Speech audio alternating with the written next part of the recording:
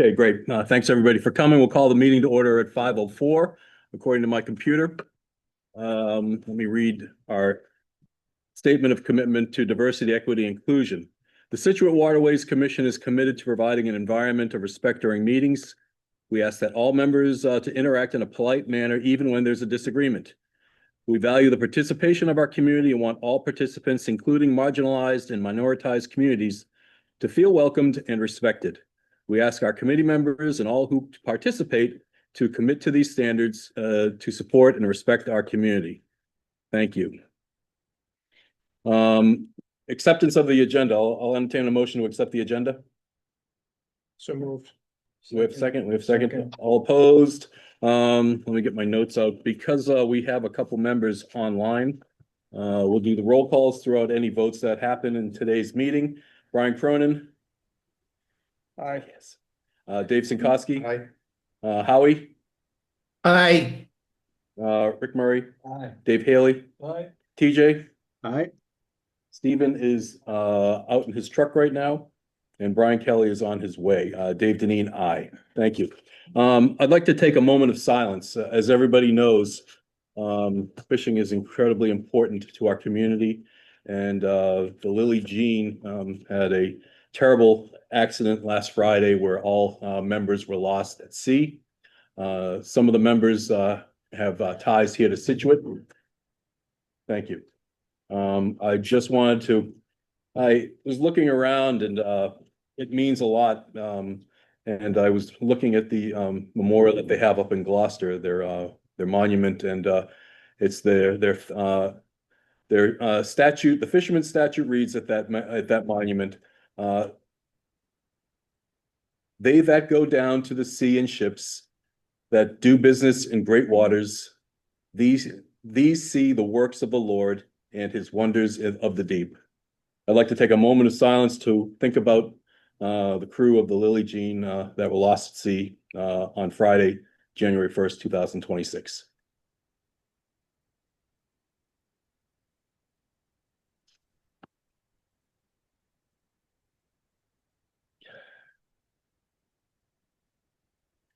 Thank you. Item 4, we're going to go through a couple sets of minutes. There he is. Hey, Sorry, I'm late. happy to have you. I've got one more thing for you, which I know you have reviewed. Thank you. The minutes? Yeah, for December 8th. Has everybody had a chance to look at our minutes? We have 2 sets of minutes that we want to go through. December 3rd, 2025. I'll entertain a motion to accept the minutes. Quick question, Yes, sir. if I may. So in the announcement, you attached some minutes that said December 8th. There's 2 sets of minutes. And then you just handed out some that also say December 8th. I Uh, wonder if this, one of these actually third, but they both look pretty darn similar, so I can't quite tell. Just want to make sure procedurally that everything's all cool, so we don't have to undo. we had 2 meetings in December 3rd, and I just sent out the minutes by hand for December 8th, which I needed to get checked before I sent them out to the board. Has everybody had a chance to look at the December 3rd? That's our standard meeting, first meeting of the month. I sent those out Monday.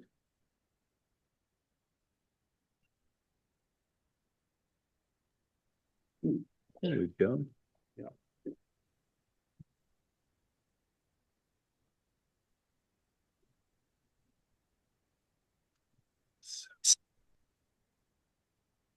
Bear with me. I'm gonna make sure I got my act together. Yeah, we got 8. So what did I do? Send the 8 attack? Did I send the 8 through our email? I think so, David. I have the 8, David, which was our. Oh, I guess I sent the wrong thing. So Yep. then you know what? Let's just table the minutes for the 8th and the 3rd. My bad. We'll bring those up next month. Item 5, the petition bylaw. We have there's a bylaw petition by Representative Patrick Kearney, citizen petition that is planned to be brought up at the the April 20th, 2026 town meeting. Happy to have Representative Kearney here to talk a little bit about his petition. This is in regards to the definition of commercial fishermen. Pat, would you like to speak a little bit about it? Yeah, Dave, thank you so much.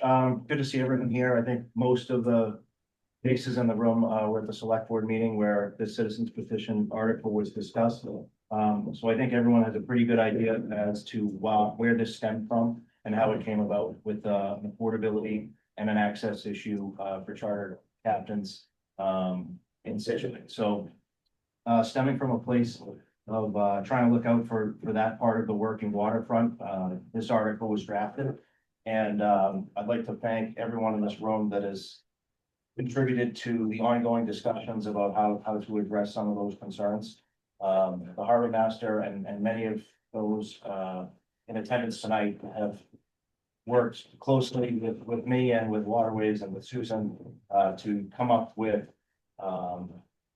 something a little bit different, but including a lot of the sentiments that were intended as part of my article with the town's proposed bylaw, including a new definition for charter fishing, which we're very excited about.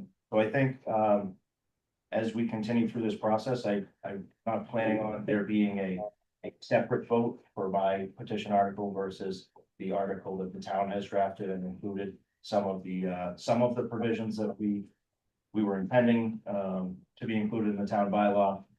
What I do think is something that I think we'll probably discuss in a little bit is our concerns and some others' concerns with the definition of income and that threshold in the town bylaw. So I'm grateful for everyone that has been willing to take a phone call with me.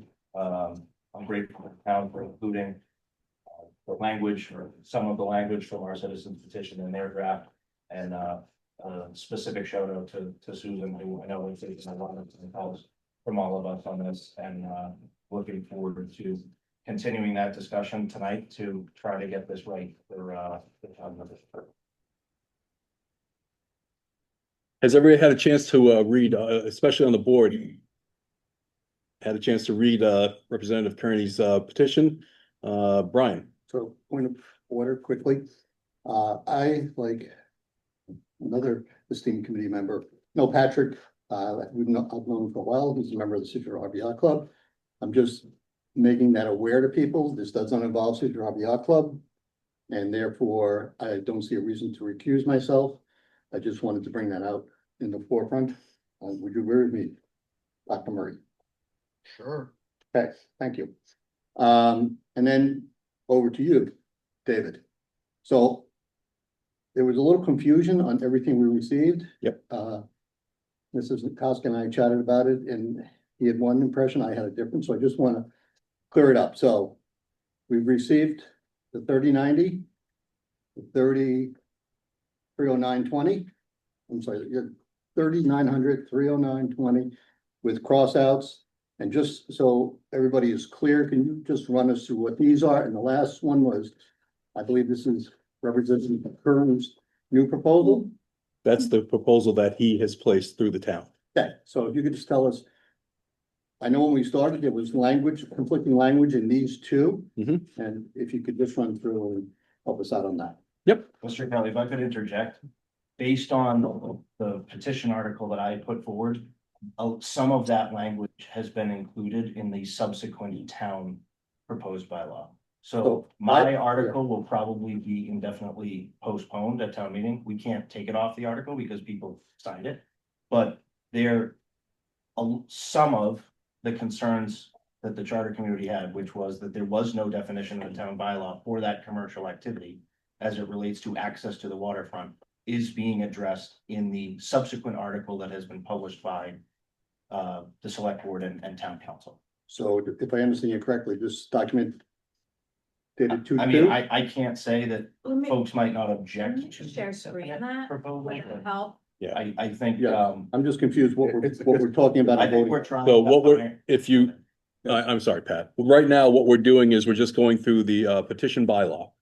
And then after that, then we're gonna go more into our bylaws, which is what we've been working on. So I just wanted to get Pat to talk a little bit about his, and then I was gonna come over to the towns, yes, those, and talk about what we have and where we are going to try to look for some changes. So you want to put up what, I'm asking Seth right I think we now. understand what. Yes, Ms. Harrison can share, but Mr. Cronin, you will have to stop sharing, so Ms. Harrison can start sharing. Okay, I tried to do it, and it wouldn't let me do it. It's okay. So just so everybody knows, You should be able to share now. Rick Murray, myself, Susan as our liaison and vice chair, Jim Boudreau, have met in person and online to talk about some updates to the bylaws. Oh, I'm sorry, and Stephen.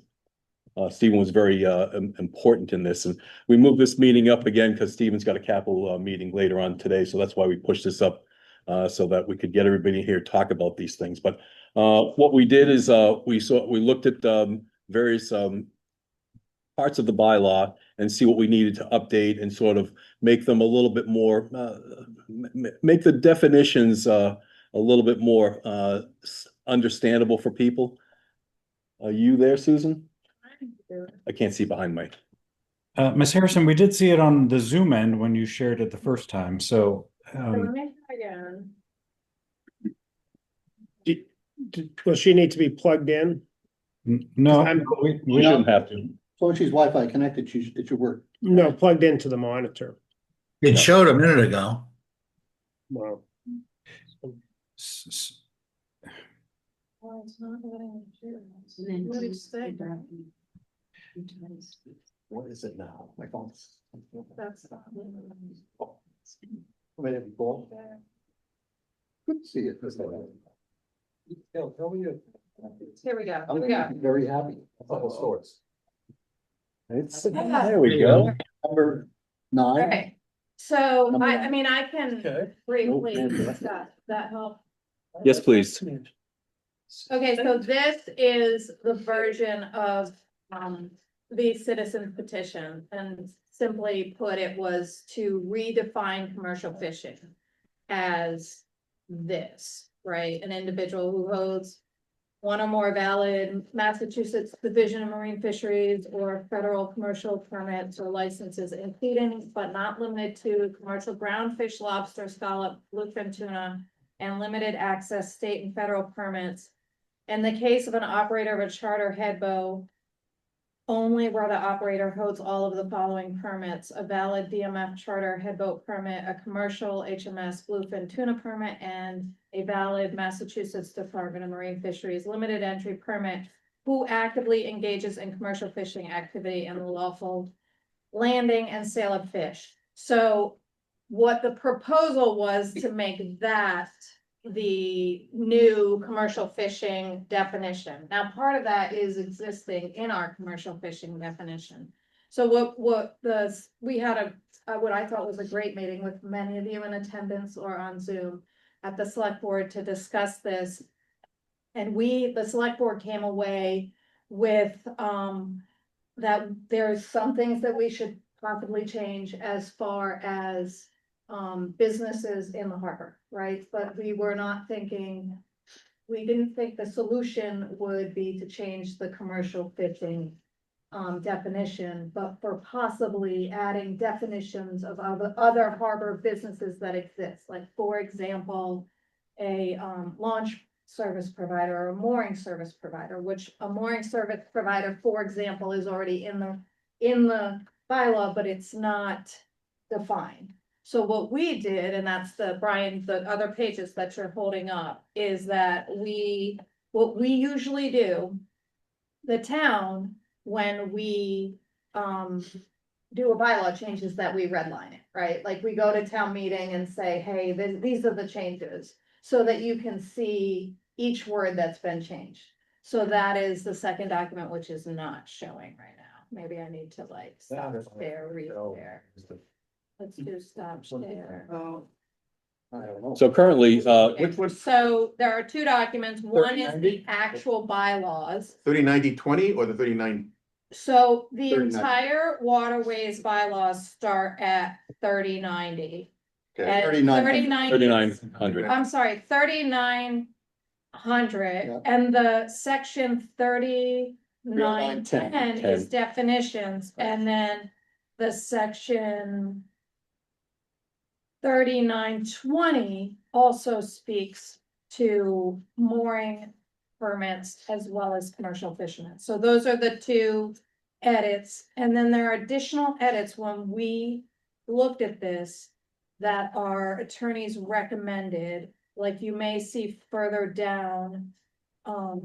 For example, 3,992. Yep. We made some slight edits, so, but let me share that. Yeah, you able to put that up? 3092. Let me, and that is, so some of the stuff, the definitions is probably what we're gonna talk about, the meat of it, right? Some of the other stuff is, for example, there was one section in there that said, we need to post our regulations in the town newspaper. We don't have a town newspaper anymore, so we said we need to post the regulations online, which is what we've been doing.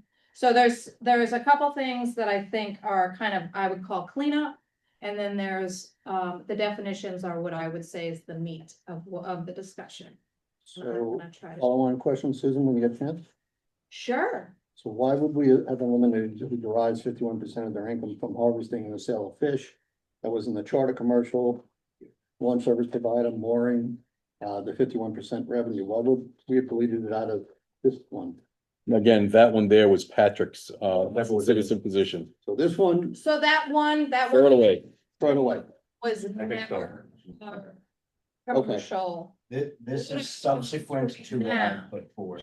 right, what I have on the screen now, if you look at, if we zoom in And that's to the 3910? commercial, yes. Yes, not 3920, 30,0910. not 3910. 0900, since I have trouble with hundreds and Right, hundreds of parents. That's the general, but the sub one, the way definitions is, we're just going 910. So this Right. is 910 and, 910, right, so I will tell you 910 is I redlined everything except for one thing. In that our lawyer said that we need to alphabetize the definitions. So instead of making everybody's head explode, I alphabetized the definitions without track changes. But these, so boat, for example, boat is the existing definition of a boat. We made no change. Susan. Versus commercial fisherman, which is a little bit down. Mhm. A person, it used to say an individual holding a federal commercial. We are changing it to a person, and that part is kind of, our lawyers said, stay with either person or individual, right? I put in for a sec. Yeah, sure, you can butt in. Mr. Murray, Yeah, this is a good discussion and I'm following, but I want to get back to something Representative Kearney said and also Chairman Deneen.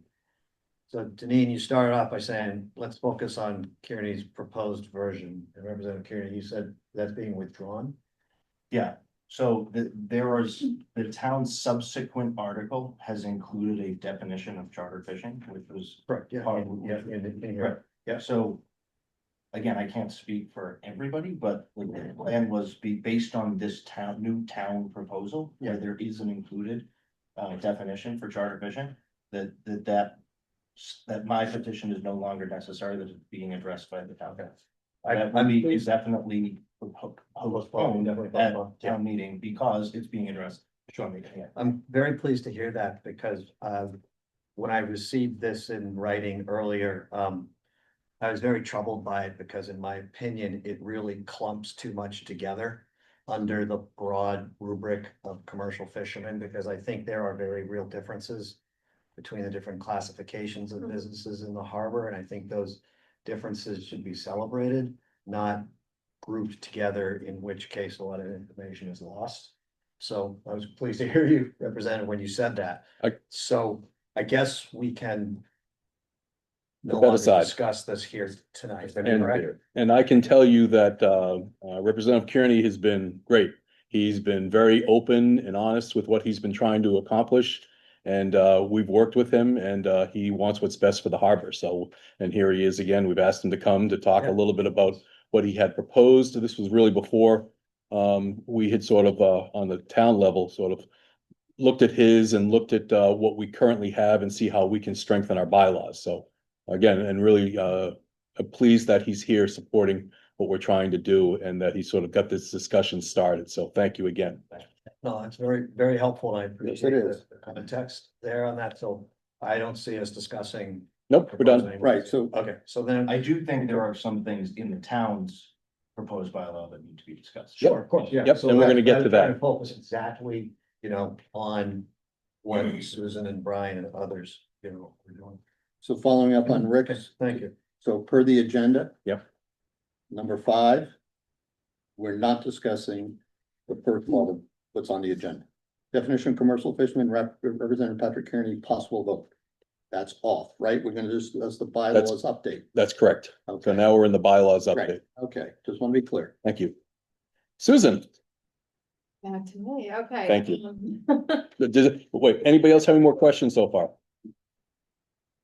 Okay, thank you, Susan. Okay, oh, thank you. I mean, this has been, I think this has been great. There's been a lot of participation on this and I've heard from a lot of folks in this room and folks not in this room. And as I said, a lot of the select board, we listened to you all, everyone that came, and what we determined or what we thought was that we needed, additional definitions of, businesses in the harbor. And charter fishermen, as well as launch service provider, mooring service provider. And then we proposed updating the commercial fishermen again to only include the town of Scituate aquaculture grant. And then who derives 51% of their income from the harvesting and sale of fish, shellfish, and or lobsters, instead of principal means of employment, which to our lawyers, 51% meant principal means of employment. So we were trying to make it more quantifiable and measurable. I will say, I did get a feedback that another type of business could potentially be some sort of tow boat service. So, but God help us if they're making 51% of their income on towing boats to Scituate Harbor, so. I don't know that would work. But I mean, again, happy for the discussion. I'm happy to go through this in more detail. Yeah, I think a tow boat provider should be considered, because I mean, like a Boat US or a tow or a sea tow does, Mhm. And if one was in the harbor, that would increase or decrease the response time if somebody broke down. So I think it would be a good thing to have. Yeah, I've heard from multiple people. I would agree as well. I'm not sure that there could be someone that would make a living 51% of their income towing boats to Scituate Harbor. Well, they pay a membership normally, that's where they Okay. make their money, so that, So they could But potentially do that. I- Okay. I applaud on one hand the 51% because with anything it's written, there'll be people who can exploit this for other reasons and try to qualify when they're not really a fisherman or mooring provider or whatever you have listed here. My concern is, are you gonna ask the harbor master to look for someone's W-2? I mean, how are you gonna find out that they're 51%? It just seems like it's a number that in your heart makes sense, but it's not something that you can actually manage. That would be, the plan is to have the harbor master or the harbor master's office approve that as 51%. And it would be by looking at some sort of How? tax statement. But we really shouldn't put anything in here that we can't implement. And right now, I haven't heard how you could tell that one of the people applying is 51% of their income. Great. I agree with Dave. That's the devil's in the details on this. The harbor master, we're down 30% on the office staff today. To load up not only the validation of the 51%, but then the subsequent policing of it. I think it's a burden putting on the harbor master's office. I can jump in on that. Okay, thank you. The town of Scituate has just put out an opportunity for employment for the third position in the harbor master's office. That started, I think, last week. So they're looking, I guess the lady that it was there is no longer going to be there. So the devil's in the details in this. So that's coming, number What one. is, But what is the documentation required to prove this 51%? we're not there yet. Well, I shouldn't say that.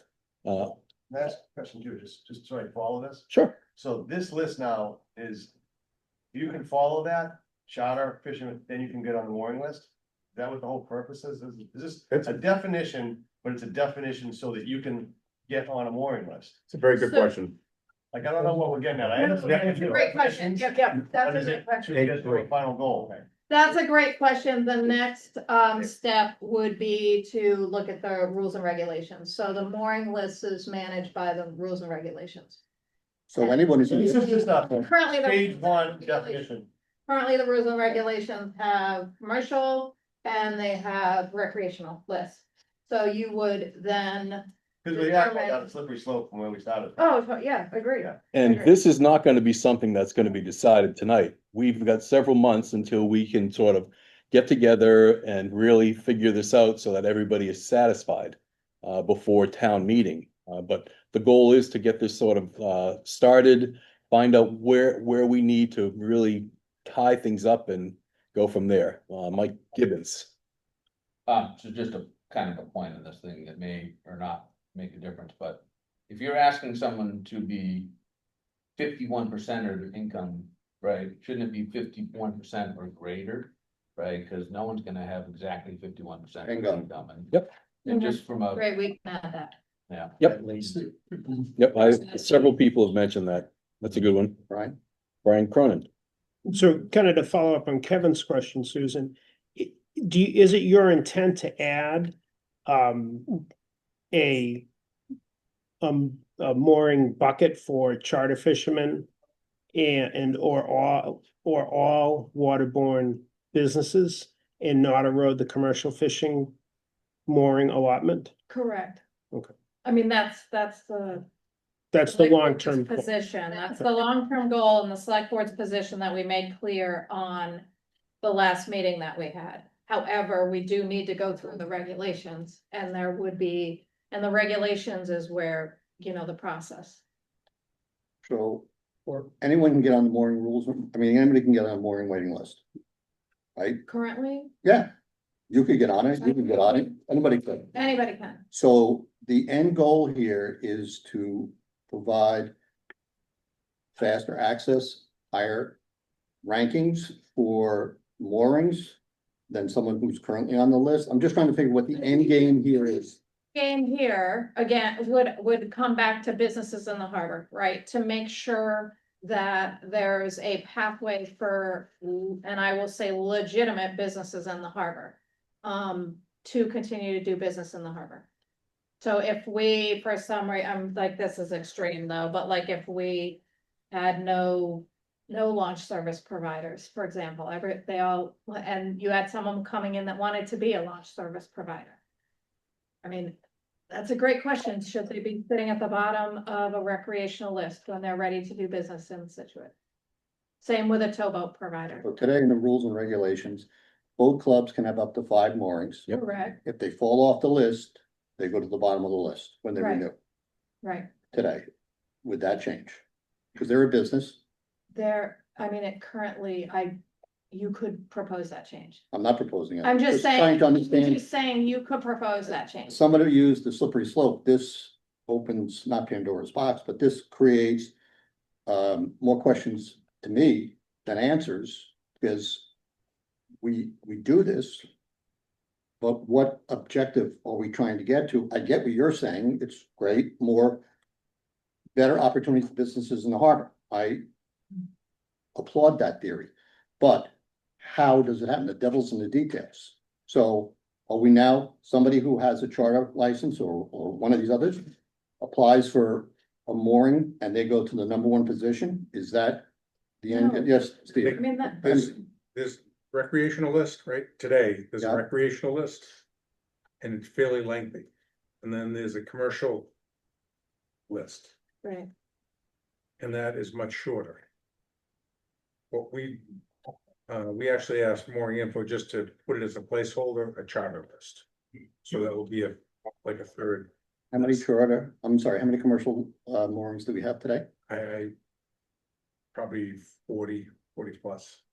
So 35. theoretically, and how many, are they all occupied? Pretty much, yeah. So Mike? this person would Is it go pretty much all on, occupied? There's not a set number, I'm quite sure of that. It could be 60, it could be 80. Right, there's not a set number. I think that was the question, how many do we currently have? Right. Correct, there's not a set number, but we currently have 40-ish. Yes. Or, what, 40 open, but they're not commercial. no, 40 No, 40 commercial. Commercial. Oh, yeah, I'm sorry, so Yeah, 40 40. open. commercial. We also have 40 open Right. moorings, so I just wanted to qualify that. Right. Okay, so. Can we make recreational, commercial moorings today? Can you? Yes, Okay. So if somebody goes on this list. Do they receive liquor access to get a mooring?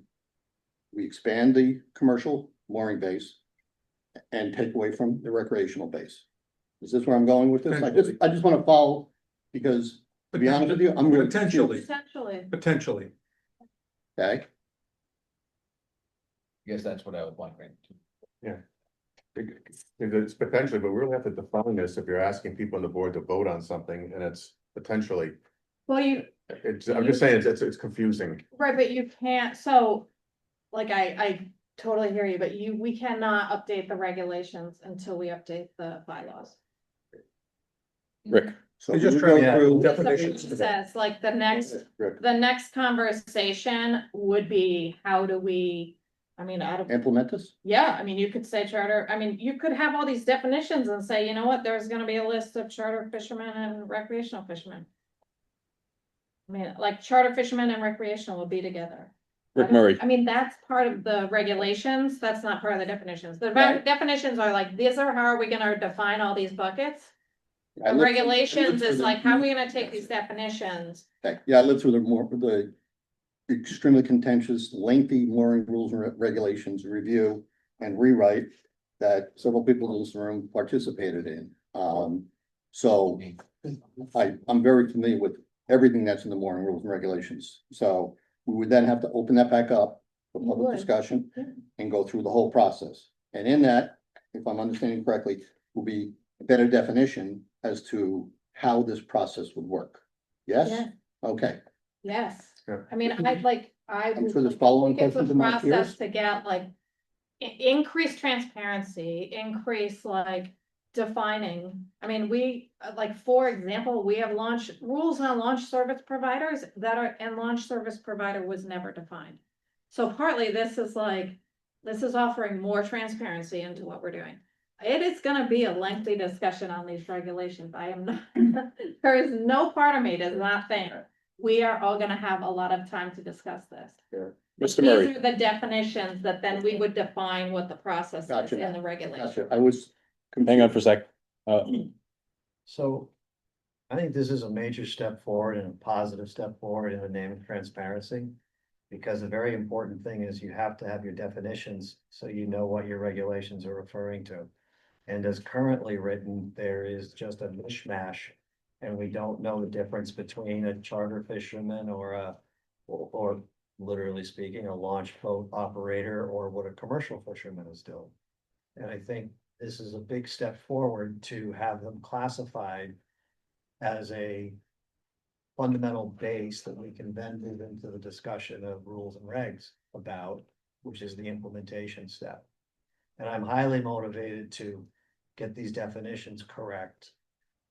Primarily from my perspective to protect the commercial fishing operations. So we can, if we need to, have a mechanism by which we can increase the number of commercial fishing moorings if there's demand for them. And also have them not be inadvertently cannibalized by other types of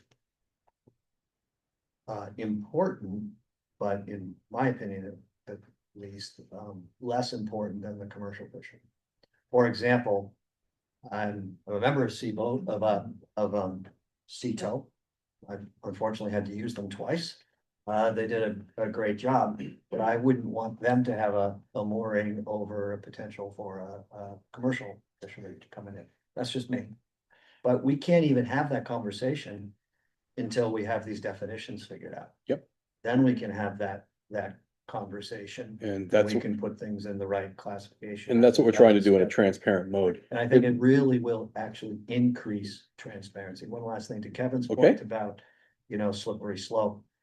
Do think it's something we need to watch, but I really do think that to get the definitions down correctly, so we know what a commercial person is, we know what a business owner is, we know what the harbor master is, Steve. We know what a launch service provider is.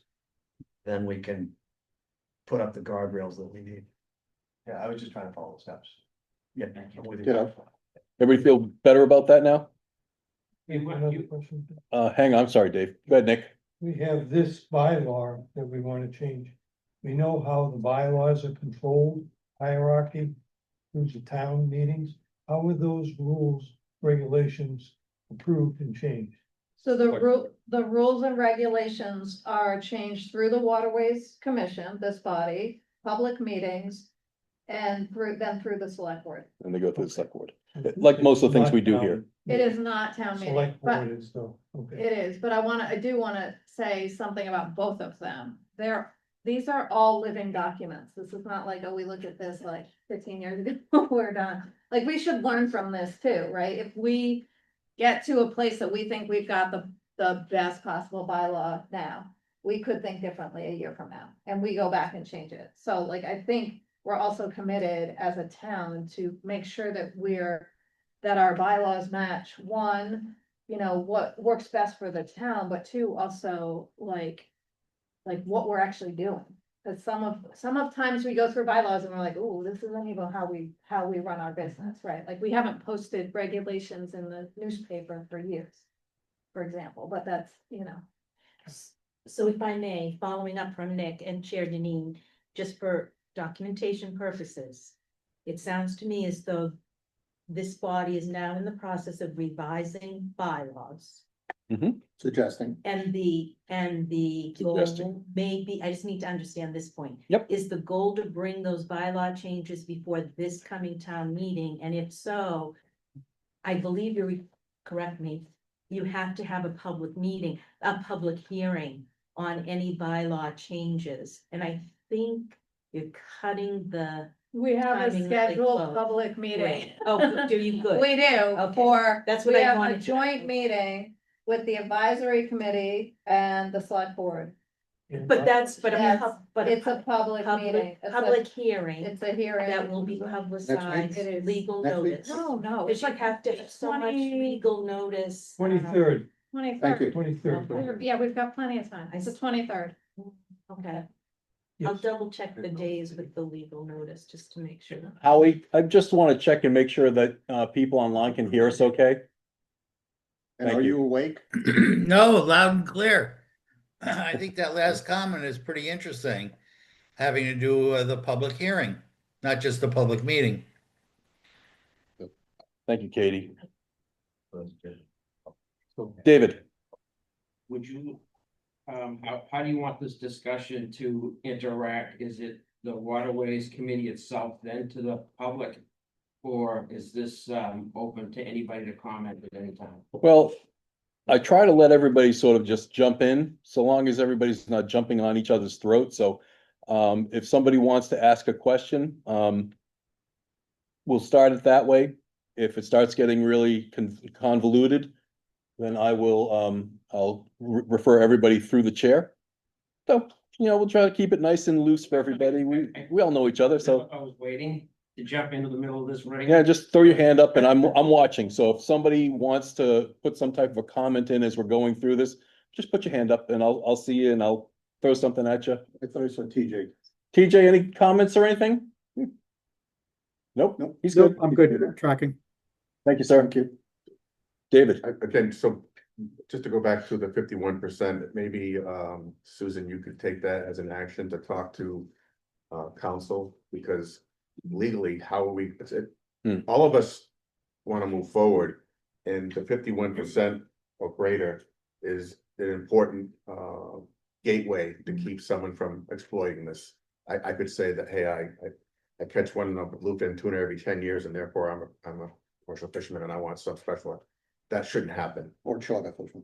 Or so that 51% or greater is important, but many of us have our doubts of how you can ever, for lack of a better word, police this. So if you could take the action with it. Yeah, I did talk to council about that. They Yeah. said, you know, we could easily ask for 51% of But- income, but- whatever tax. Well, no, Whatever can't be whatever. It has to be a defined. Right, in the rules and regulations, we would define what exactly it is, and they gave me a couple examples what we could do. I will say, and I've talked to other folks about this 51%. And I know all of us are voters of different levels in this room, but the struggle, like we've all been voting, the struggle we really have is the charter fishermen, because every other definition, you could say, oh, the harbor master could look at the boat and tell you that that's a commercial boat. They could look at the boat and tell you it's a launch boat. They could look at the boat and tell you it's a towboat. But the struggle we have is if we had that example, if we went by vessel or by boat, everything could work except for the charter fishermen. Because I mean, I have a boat that would qualify, and I do not want to qualify. Similar, Dave, you have a boat that would qualify, and you do not want to qualify. This is not. So you mentioned that council gave you examples of what you could do to enforce this 51% or greater. Right, and that's, Can you share those with us? I mean, it was a verbal conversation of. I think it's of different critical importance, texts. so we'd like, maybe we could follow up with this. Okay, I can follow up again with specific things that we would then put in the regulations. I think that this is the start of this, so I think we're taking some action items here with us to be able to have Susan go back and check in with the town solicitor and see where that goes, and I'll try to get that out to the board to see how things move that forward. So again, this is what this is. This is a fact finding. You know, we've started with a foundation. Now we just got to sort of figure out what's going to work, where the problems are, and try to get some thoughts on the town level, and then go back and hit them again. Dave was first. Go ahead, David. So, currently, I went through the list, there's 42 commercial moorings. So I guess I want to back, I hate doing this, but I have to back up. This is all for mooring designation, not for keeping an already designated mooring, correct? I'm sorry, what did you say? So this is to issue a new, To issue a new warrant, correct? okay, but Yes. but the people who already have moorings Mhm. on the commercial Mhm. list, There. Grandfathered. You're there. Yeah. You're there, David. You don't need 51% or greater. about me, okay? So there's a number of things that go on. Number one, I'm 100% against the 51% designation. Effort doesn't always result in money, especially commercial fishing. Matter of fact, it really does. So, you know, and then we kind of get into this, what am I or who am I discussion, and it's, maybe I'm taking it a little bit more because I thought of it for such a long time, but it's almost, the labeling of somebody, and I don't personally, I don't care for that. So the 17 people on the waiting list as of today, there's 42 commercial moorings, designated commercial moorings. Back in the late 70s, early 80s, and I spoke about this at the select board meeting, that's when it was separated out, because what was happening at that time was a commercial fisherman would retire, his mooring would go to a recreation boater. Okay? To get back in the loop took too long, even back then. So there was a set amount of moorings that were designated for commercial. Commercial guy leaves, commercial guy gets on. It wasn't a matter of how do we get rid of the commercial wait list. There's only so much bottom that we fish out front. It differentiates you between your license, whether you're state or federal. For Scituate in particular, if you don't have both licenses, you're boxed into 3 miles out. Was it just south of the jetty?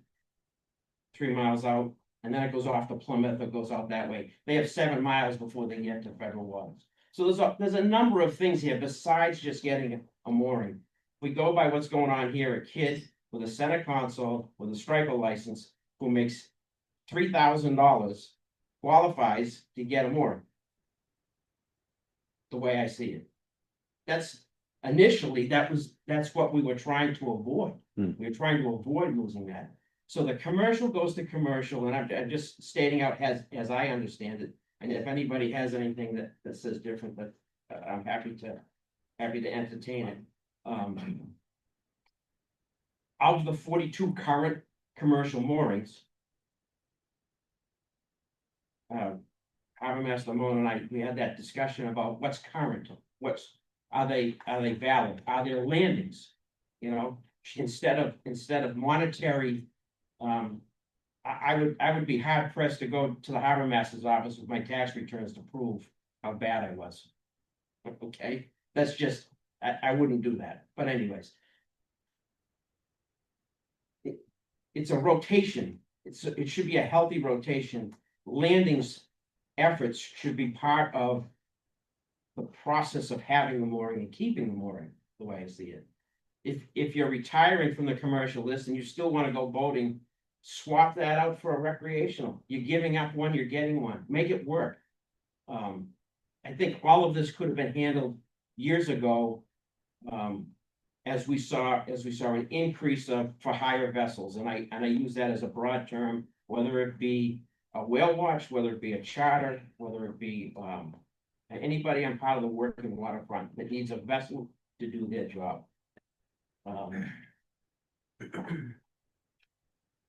You know, I just want to state early on, the 51% is a no-go. So what would your recommendation? Thank you. That's what I said. You have, you know, we have trips, we have efforts, you know, when we fill out our catch reports, whether it be federal or state, depending on where you fished or how you report. I report federally, they report to the state. The permit should be accurate. How's Stephen gonna manage this? I hear you, and I think we all agree with it. It has to be equitable, has to work. Well, how's the guy get into the business the first year in? He gets out of high school, he goes to Mass Maritime. You know, he works 6 months on an oil rig, and he comes home and he wants a lobster for 6 months. He's not commercial. I have a hard time, and I think it's discriminatory, maybe at best, to define someone by their income versus by their job or by their vessel or by their licensing. I find it, this right here to me is going to mushroom out into I can't see it being overseen. I can't possibly, I've tried a number of times to see how this would work. How do you enforce this? You can have a bylaw, but if it's unenforceable or nearly impossible to enforce, why even do it? Can you just send us some of your thoughts on paper so that we can really dig into it, and appreciate that? You know, and I would say, I just want to say of the 17 that are on the list today, there's a few that are new applicants. Okay, which what I would say new into their own business. They might be deckhands, they might have inherited. Their father or mother didn't like them so much, so they gave them a lobster boat and a permit. David, can you share the list? Yes, it's actually on. It's online. It is. It's online, but I'd be happy to. So you've got some that are tuna, some that are striper and tuna. You have some for a second mooring because of commercial. The way the mooring rules and regulations are, and the way that the industry has gone, every boat you can't set up for what you're allowed to do versus what you want to do. This is not a want. You're boxed into what you're allowed to do and when you're allowed to do it. Yeah. Okay. There's a couple of news. In order to move your location from where you are now, you have to be on the commercial list. So you would surrender, let's say you were let's say you had a mooring on the outer harbor, which is not very good for the winter, but now you're fishing a winter fishery. So you want to be on the inner harbor. So in order to get the inner harbor mooring, you have to be on the list and you would surrender your outer and you would get your inner. Okay, and that's pretty much how it is. So there might be,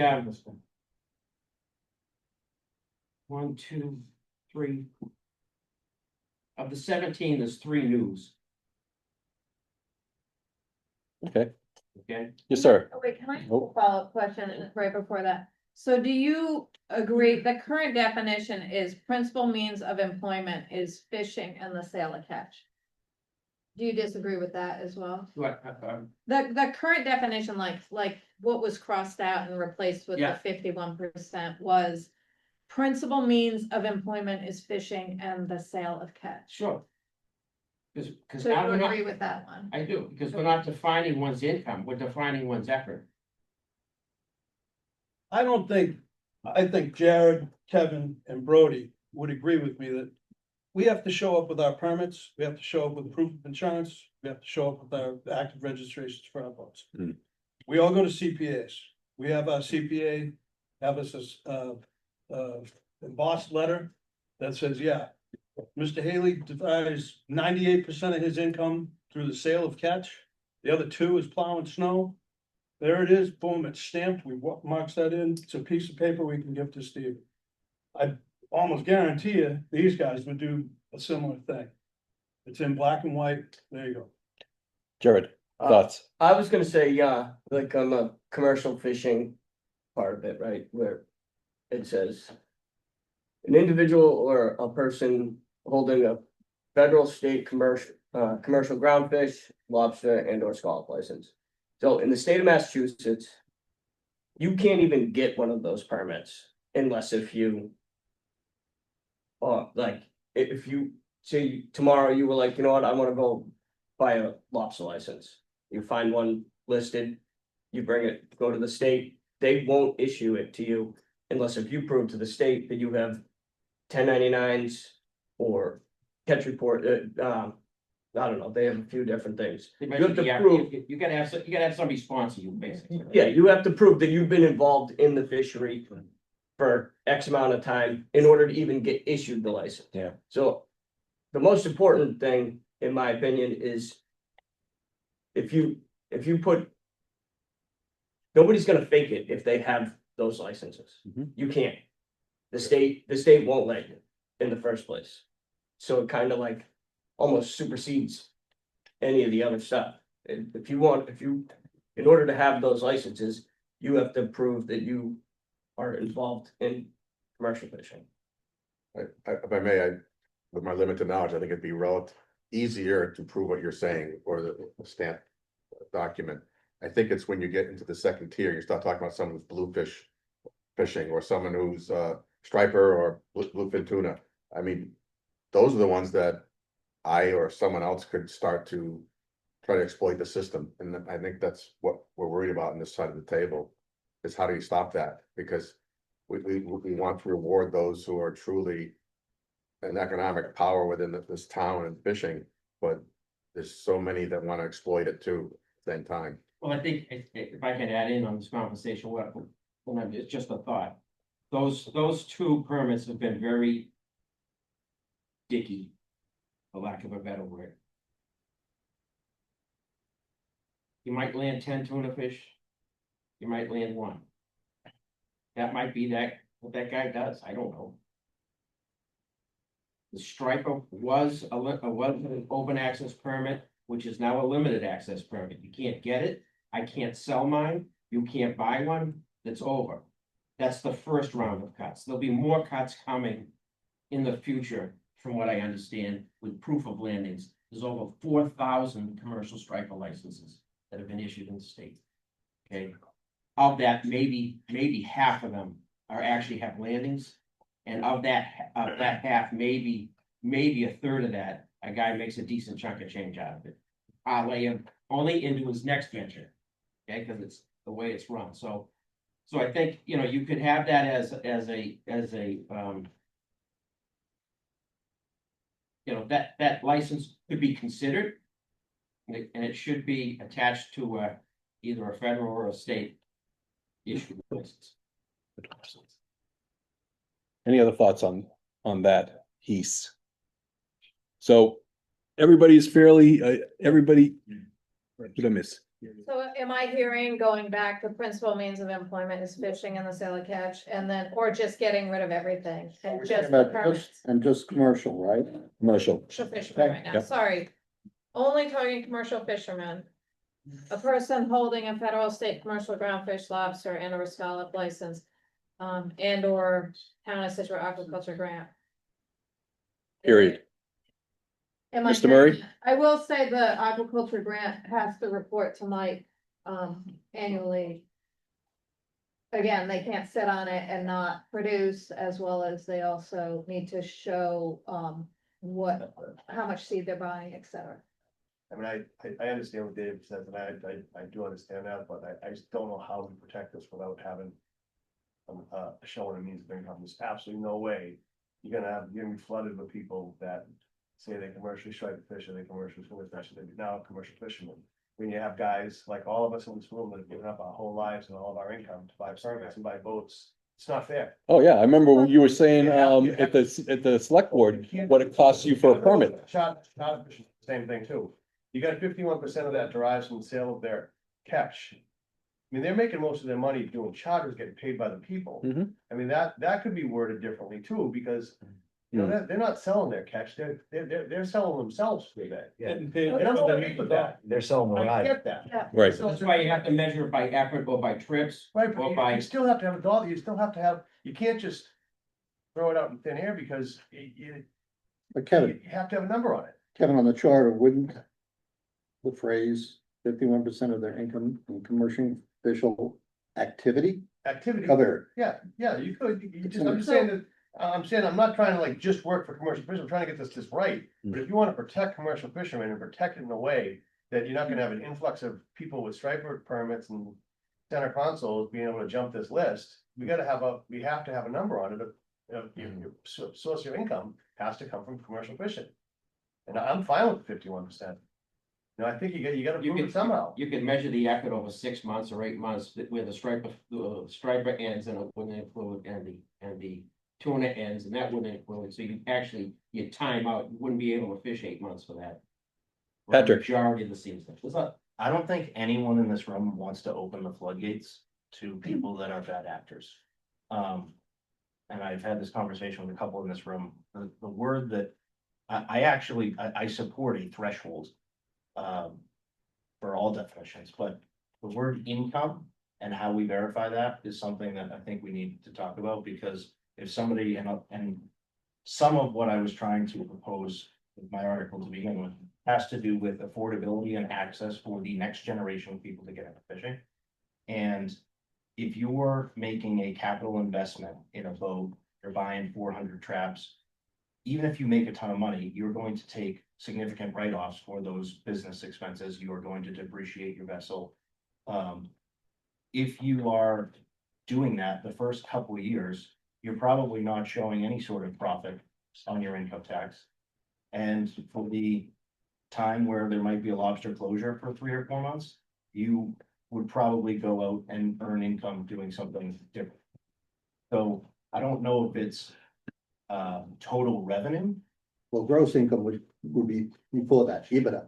So It was just says- gross. It just says income. Well, that could Gross, this is a discussion. You- Gross. versus net, Yeah, right? I guess the blanket term of just income with no definition is something that if someone's trying to get started and they're Yeah. depreciating their boat, they're buying Yep. traps, they're buying fuel, Yep. and then they go work doing something else for 4 months, then the primary form of income is not on their taxes, is not going to be from any commercial activity. If you're making more money in 4 months during the winter than you do the rest of the year of lobstering, you shouldn't be lobstering. If when you're buying a boat and a business and traps, if you're showing any income for the first couple of years, you're probably not doing your tax. Yeah, that's net. Again. Putting in the word it gross. just says income. Gotcha, Patrick. Putting the word gross. Okay, I'm trying to address is. I'm gonna add that comment, 'cause I think we are possibly thinking gross instead of Yeah, I would think it would be gross. I mean, but Patrick, you're bringing a fair point. Yep. And you don't want to start throwing in terms of EBITDA. It's definitely gross. Mike, I would just say that I think having 51% or greater gross in there for the charter fishermen, I think makes sense. I'm a little concerned when we look at kind of commercial fishermen having the 51% in there, because if someone has a bad couple of years, something happens, right? And then someone challenges the fact that Dave Doffey's not lobstering this year because he's doing something different, and that gives the ability for people to go after him to take his mooring, choosing as an example, right? Right, well, I think we cleared it in the beginning, it Yeah. wasn't for existing, this isn't part of what you have to keep your commercial mooring. This is all a process about how do you get one. I get it, but this is the bylaws, right? Right. The rules follow the bylaws, Exactly. so once you do the rules and regs, they have to follow the bylaws, so. They'd have to be somewhat consistent in there, and if you had that in here. In the rules and regs, you could potentially have a problem as people interpret that 10 years down the road and say that. Well, we get a bunch of commercial fishermen for one reason or another, but things change all the time with regulations, right? And people might need to do something else. Yeah, For- that's why there was just a certain amount, it was just a certain amount, so it wasn't creating room. Yeah. It wasn't creating moorings, I don't think any commercial fisherman in this harbor would want 100 lobstermen in here. Okay, Yeah. it doesn't, Yeah. it's economically will not support that type of Yeah. effort, So all that's I'm why there saying was is that- always that rotation of a guy out, a guy in. The guy that got out, okay, the guy that got out goodbye. already had a guy Yeah. who worked on his boat. Yeah. So this is there's an in and an out, into Yeah. the business, get out of the business. Yeah. Right, type of thing, so I think that's, I think that's, that and, they've worked hard over the years about issuing moorings, recreational moorings, but I think when we're holding so many on the inner harbor and we're blocking access, okay? And when Cohasset isn't managing their harbor like we manage ours, and people from there are on the list in here, you're following the path of best that you can. Yeah. Right? So this is the trickle down to, this has Mm-hmm. become our problem. Yeah. In a number of ways. Trying to manage it, right? Yep, and doing it correctly to satisfy. Exactly, so I think you've got, once I only went through my list of what I had for commercial. I think that's the list, those are the spots. If you have to give one up or give up a wreck to make something work, that works, it's management. Problem management isn't just throwing your hands up and saying, I can't do it. It's finding a way to do it, not Right. finding a way not to do it. Right. Right, so that's where I'm coming from. Jared, Is there any way that you can put like the harbor master's discretion or something like that? I think you really need to have things nailed down, where everybody is satisfied with it. Rick? That would be rules and regulations. Yes. In rules and regulations, we did look at some other towns and they have hardship, right? There's other things that we can add to add discretion, right? So, but that, yes, we could put that. Good, Rick? So I was gonna have 3 points. My third point, which will now be my first point, is to explore hardship language that harbor master can. So if a person is having a bad couple of years, that person is not aced out completely.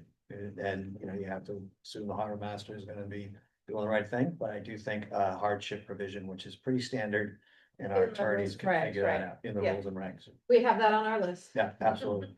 Regarding the 51%, 2 comments. Number one is percent is just a relative term, it's not an absolute value. So it's really just saying that the majority of how that person has a gross income is by commercial fishing. It doesn't necessarily say they're like raking it in or not, it just has to be it's a way of putting a number on principal means. Right? And then regarding the documentation thereof, as Dave Haley said, I mean, we citizens give the town all sorts of documentation to show that we own our house, to show that we have, this or that. Insurance for our, recreational boats, so. I'm not a commercial fisherman, obviously, but I don't think it would be too big a deal to have that letter. Doesn't even need to say 98%, just it needs to be a one-liner. I certify that Dave Haley is, 51% or more of his income, his gross income is by commercial fishing, so. There's ways to get at this, I think, that would provide enough of a screen and a filter. Because when you write these things, you kind of have to expect the worst. Recognizing that you're still not gonna catch everything, but you gotta really get into it. Let me ask some of the other guys, what do you think One about? question. Dave, Please.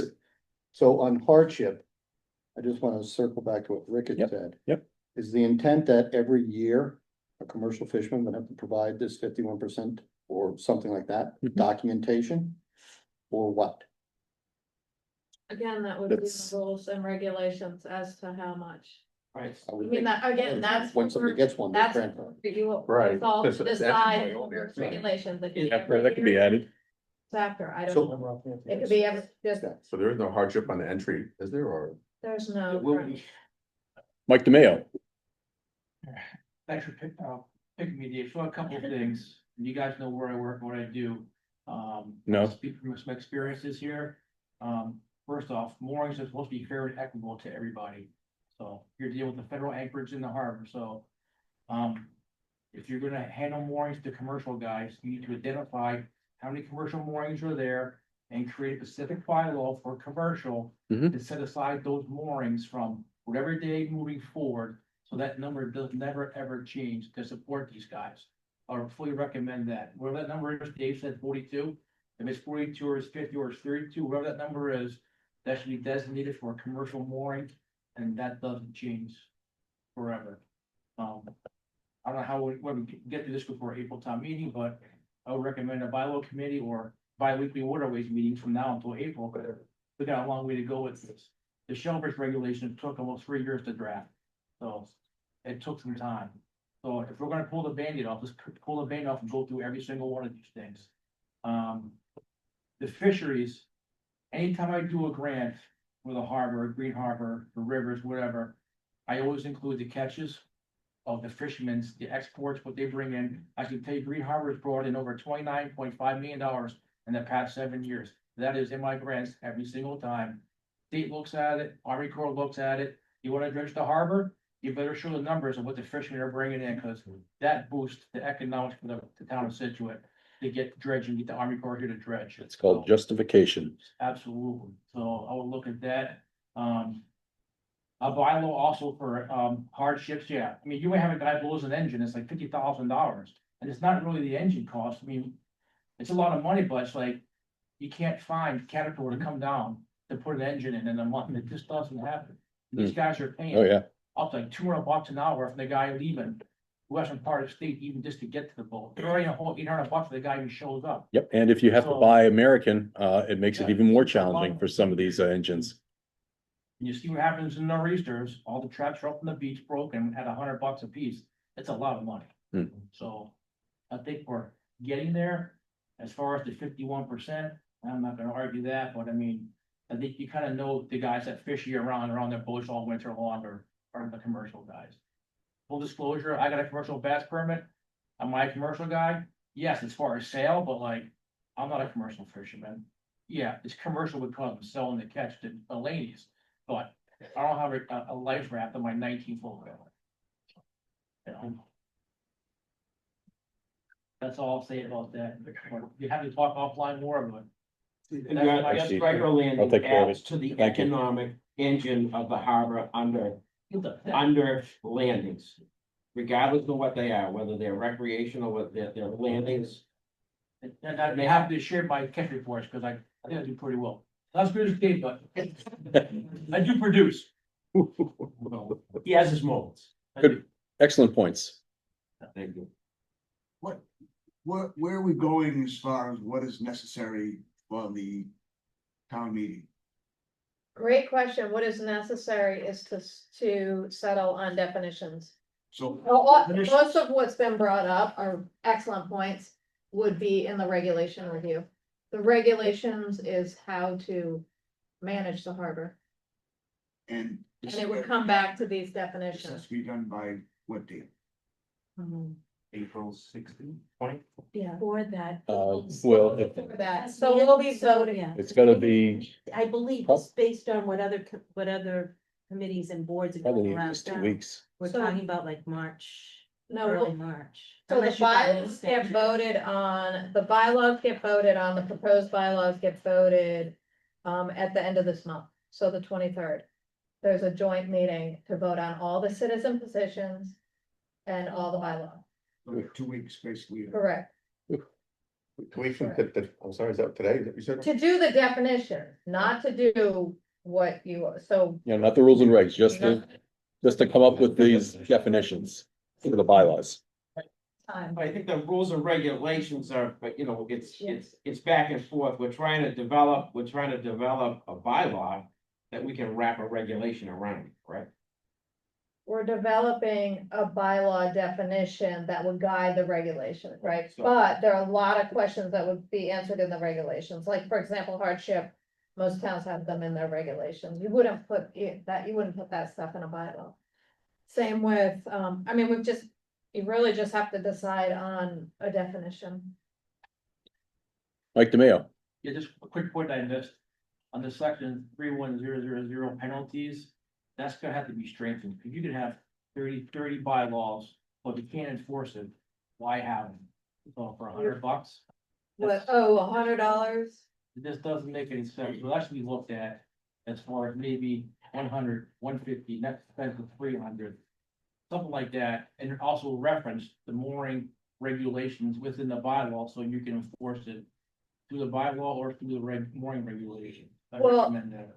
That's a great point. My thoughts on that is that we haven't given any citations. My understanding, correct me if Yes. I'm wrong, but I asked the harbor master and he said 0. Mike, Um, thank you. so we've given 0 because I also think because the rules and regulations would need to be updated. So I don't know that we need to be talking about $150 or $300 on first, second, third offenses when we've given 0 out.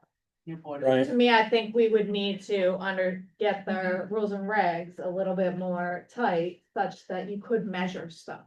So some of the reasons you're not giving fines would be, So if somebody breaks one of these bylaw regulations, like how do you enforce it? Like what's the vehicle to enforce this? You have to enforce it somehow. bylaw, so usually it would be the rules and regulations that they would be breaking, right? Like, Speed.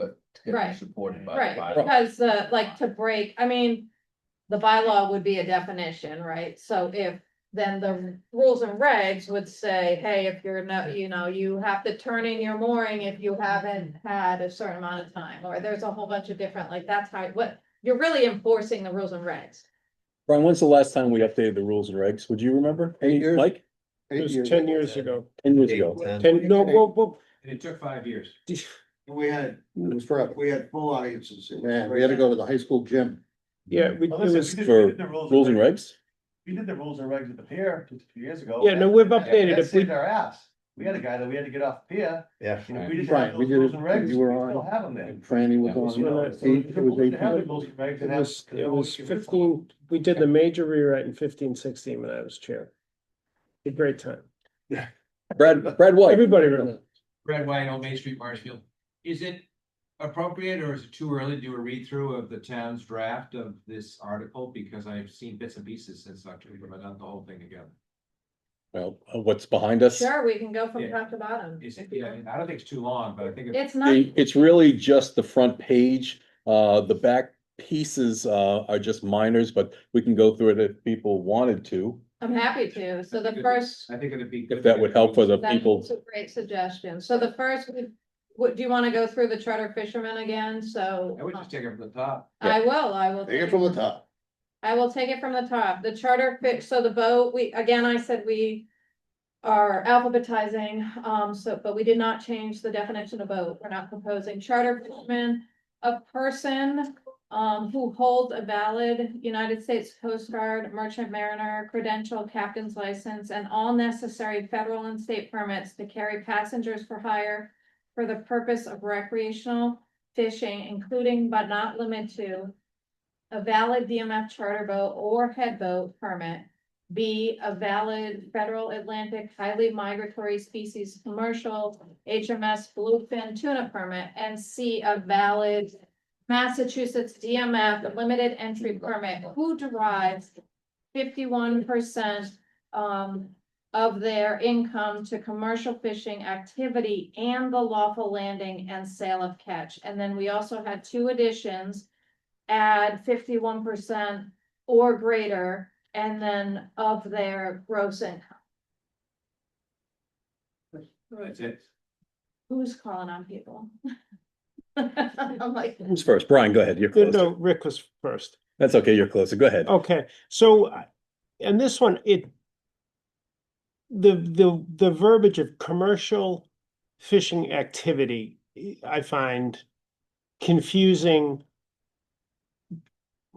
Because I think that implies what we consider a commercial fisherman, lobsterman, somebody with a scallop license and scallop, that type of thing. I think if we targeted more to and I'm not as eloquent as Rick is, but more toward the purpose, the purpose of carrying passengers for recreational fishing is what we're aiming for here. Or whale watching. Yeah, whale watch or a burial at sea, like Brad has a burial at sea. But I guess to the charter guys here, does that the income from commercial fishing activity, does that identify what you do? Doesn't make sense. so, The well, business is made on the customers, not on selling fish. In fact, they're not even allowed to sell fish. Okay. I was gonna say exactly the same thing. I was gonna say, would it be better to label that as opposed to charter fisherman, like for hire vessel, Yes. Yeah. right? And then For that hire? includes, Charter boat for hire. or, hire. yeah, I mean, Yeah. that's what it is. Yeah. Well, but you're asking for credentials, and if you don't have credentials, you can't take people out on a boat, so it does put it in a different category. So I don't think you can do that, but that would be a question for the lawyer, because these definitions have to deal with persons or individuals, mhm, not a vessel. right. Okay. So that's why it's that way. I was gonna say pretty much similar to what the more eloquent Mr. Cronin was gonna say. It may be a little You circular, guys. but I do worry about that commercial fishing activity in the last line being confusing, since the next two definitions also have commercial in there. Yeah. And so I was wondering if you could just say, once we get through the percentage and the gross and all that sort of stuff, in charter fishing activity. Or could you just say Charter. fishing activity? No, I think Well, you really want to I identify. really want to stress the charter Instead of- charter fishing activity. Well, And then what's that, and the other part about and lawful landing and sale of fish. When I see activity and lawful landing and sale of fish, I see that as sort of the sum. It's not or. So that's the combined from selling people, giving people a trick, and selling the tuna they catch, and selling, and landing it. So I see it as That was the the intent. all of Yeah. it, not Yeah. picking out, any of it, which is a good way, because that actually lowers the financial part of that 51%. Well, it was a little, it sounded like the 51% was coming out of selling fish. No, it includes the Shouldn't fishing be act, that. it includes the charter fishing activity, which is people. Right, it's for hire, and I don't know why you'd even need a limited striper license if you charter. Most of us have it, but that's not like a major requirement. But when you're defining charter fishing, because we're not even allowed to sell stripers with a commercial license during the charter. Right. So I mean, we could have that, but that shouldn't really be the definition But, in there. Mr. Crow, but this is a definition of a charter fisherman. And so I think it's okay to say a charter fisherman is someone who is engaged in charter fishing. Well, that's. Yeah. Yes. But higher is Yeah. a common Right, phrase. but I don't think you have to define the species, right? I mean, Right. I agree with you, because I can get a commercial bluefin license. Right. Each year I make my donation to the federal government, and I catch nothing. We thank you. But, so anyone can do it, because I'm doing it, so. I think, again, you can make it simpler and just not include the species, I think it's a good idea. Yeah.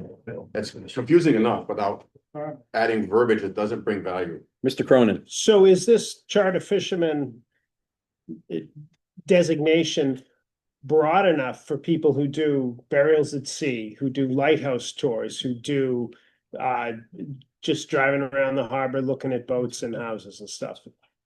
Whale watchers. And whale watchers, thank When you. you put the phrase Bahia, there's a lot that you have to be Bahia. And that covers a lot. Covers almost everything. I think wouldn't that be better Yeah, than you the third can't, one? more, you can't do anything without that. And that means you have a captain's license, you have insurance, you have for hire. all the permits you need. Plus a raft and suits and EPIRBs and first aid kits. All certified US Coast Guard. But I know, $10,000. I know what.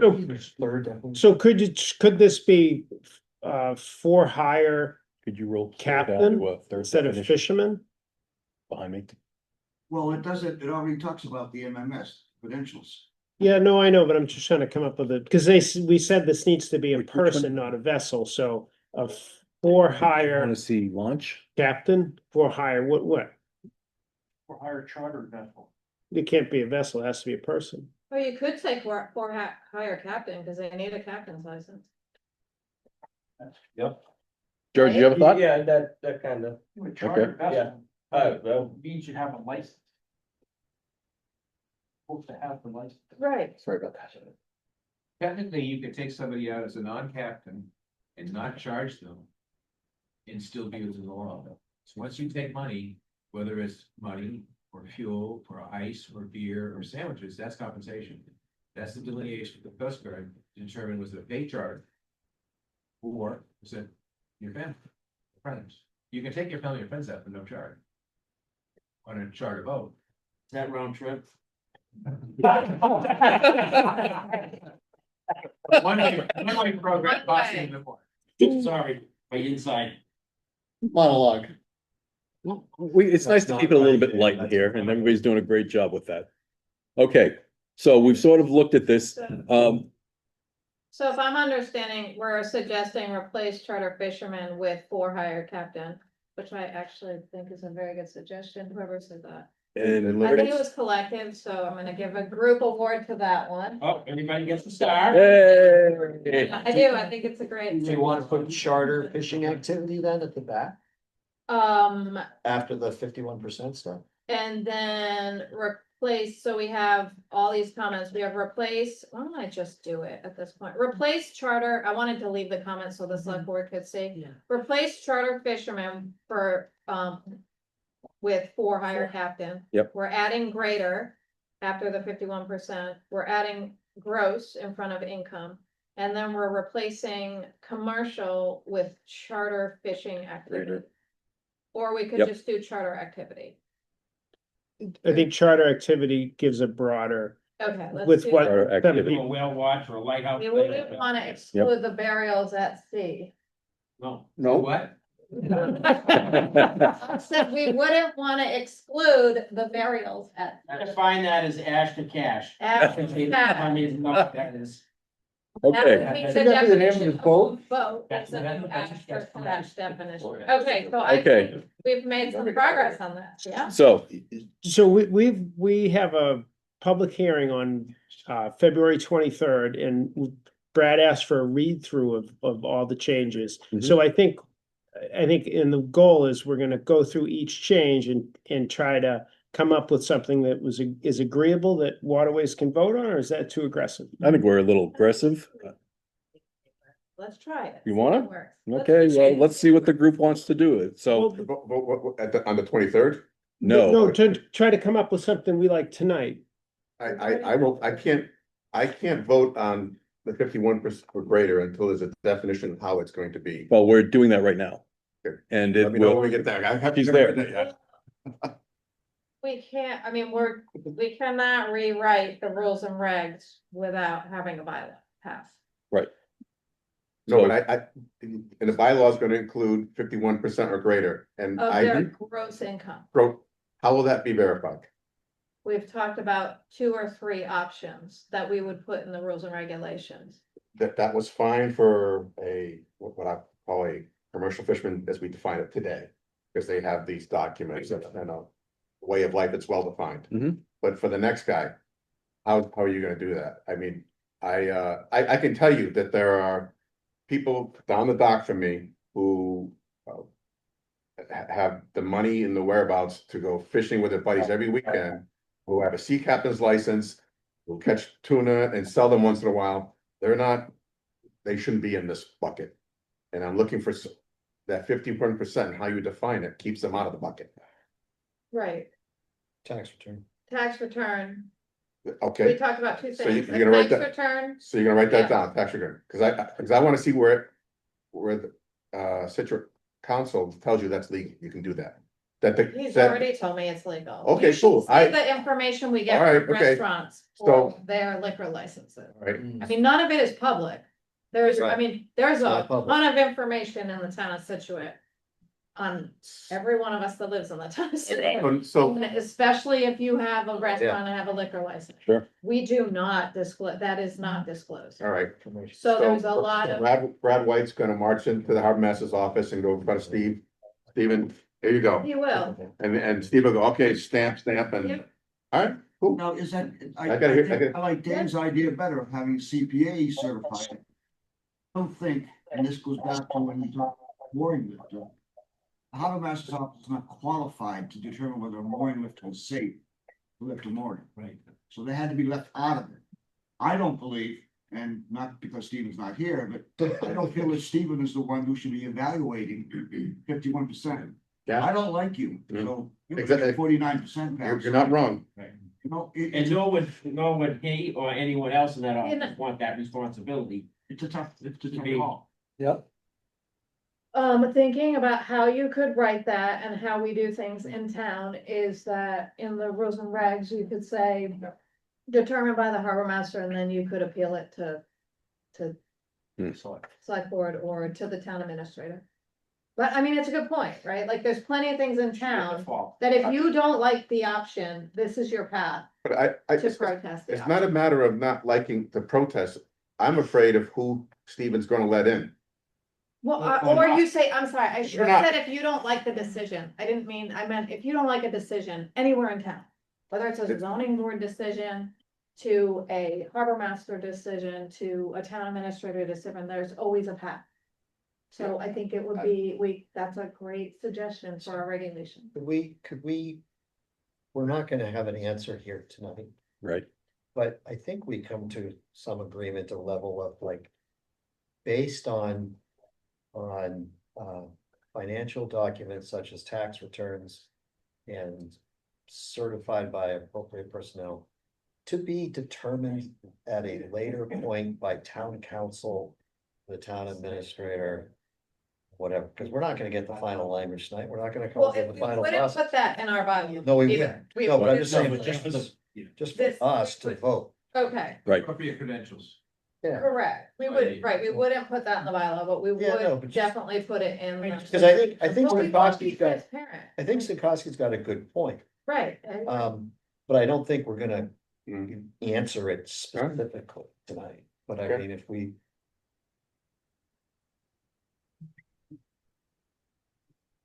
Okay, Okay, so, I think you have a great point.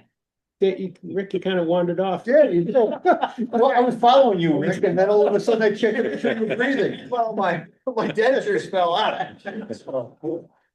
Should we just move through the other section? yes, let's continue and see. I thought we agreed to remove species, so we're not gonna include bluefin and Right, I have them in the comments, see, and the greater, oh, you wanna get rid of the species too? We agreed that, I think we agreed that listing bluefin or Yeah. striper or whatever the next thing is people are catching and selling. So we wanna get rid of B. Which is a valid federal Atlantic highly migratory species, commercial HMS bluefin tuna I permit. can get that. What? Is I that think what- it says including but not limited to. So Okay, that's what part of the, yeah, I'm, okay, as long as everyone who's voting understands that a person who never catches a fish in his life can get that, and that's me. So it's, if it helps to have that in there. And good point, thank you, Jared. It doesn't hurt. Included but not- You're a lawyer. well, that was gonna be my question before, but then I actually read it and was like, oh. David, you good? I'm good. Okay, Included but not limited to. That was really. okay, we're gonna move on. It's just, it's meaningless. We're gonna move on. It's fine. Commercial fishermen, a person, again, we changed everything to person instead of individual And because that- we actually define person, right? Right. So a person holding a federal, state, commercial groundfish, lobster and or scallop license and or town of Scituate aquaculture grant. And at this, we had and who derives 51% of their income from the harvesting and sale of fish, shellfish and or lobsters. Same caveat as before, right? One question on 51% this. of Well, I gross. think we had, oh, One question I have about this is grandfathered in today. And this is all new applicants, correct? Yes. that would be correct. Yes. And again, that would be spelled out in the rules and regulations, Oh, correct? because we have lobstermen who have a full-time job and lobster as a part-time, they're considered commercial. So I wouldn't want to see any of those guys like. But- So Franny, that dovetails to one of the questions I asked before, which was the 42 moorings today, do they have to be validated every year because there's 51%? And the answer I thought I heard was yes. Which I doubt they're validated. Well, see, that would take it out of the grandfather that would. deal. That would, well, It's only for applying for a new mooring. Why No, no, would no. you do it again? Before when I said, does this 42 moorings, are they subject to an annual review of the 51%? Do they have to every year come in and provide documentation? Everything then. Yeah. That changes everything. Right, No, no, that would be I mean, written, that that would would be be- written up in the rules and regulations, Okay. okay? Which is something that I brought to the table before. Yeah, you don't want them to be. No, every year they shouldn't have to do this. No, Once right. you're in, you're in. Right. Right. Right, it's pay to play, cost of entry. What you do have to do now, when you renew. I have to do this, David? What I do, Okay. and Michael is probably better at speaking on this, but I'll bring it up, is you go in there with your license. The license that you show doesn't show that it's active, it's just you have the license. The state says that you have to have 1,000 pounds of landings. Or 1,000 pounds, or I think it's 12 landings in order to be considered active. And you need 3 out of 5 years to transfer that permit.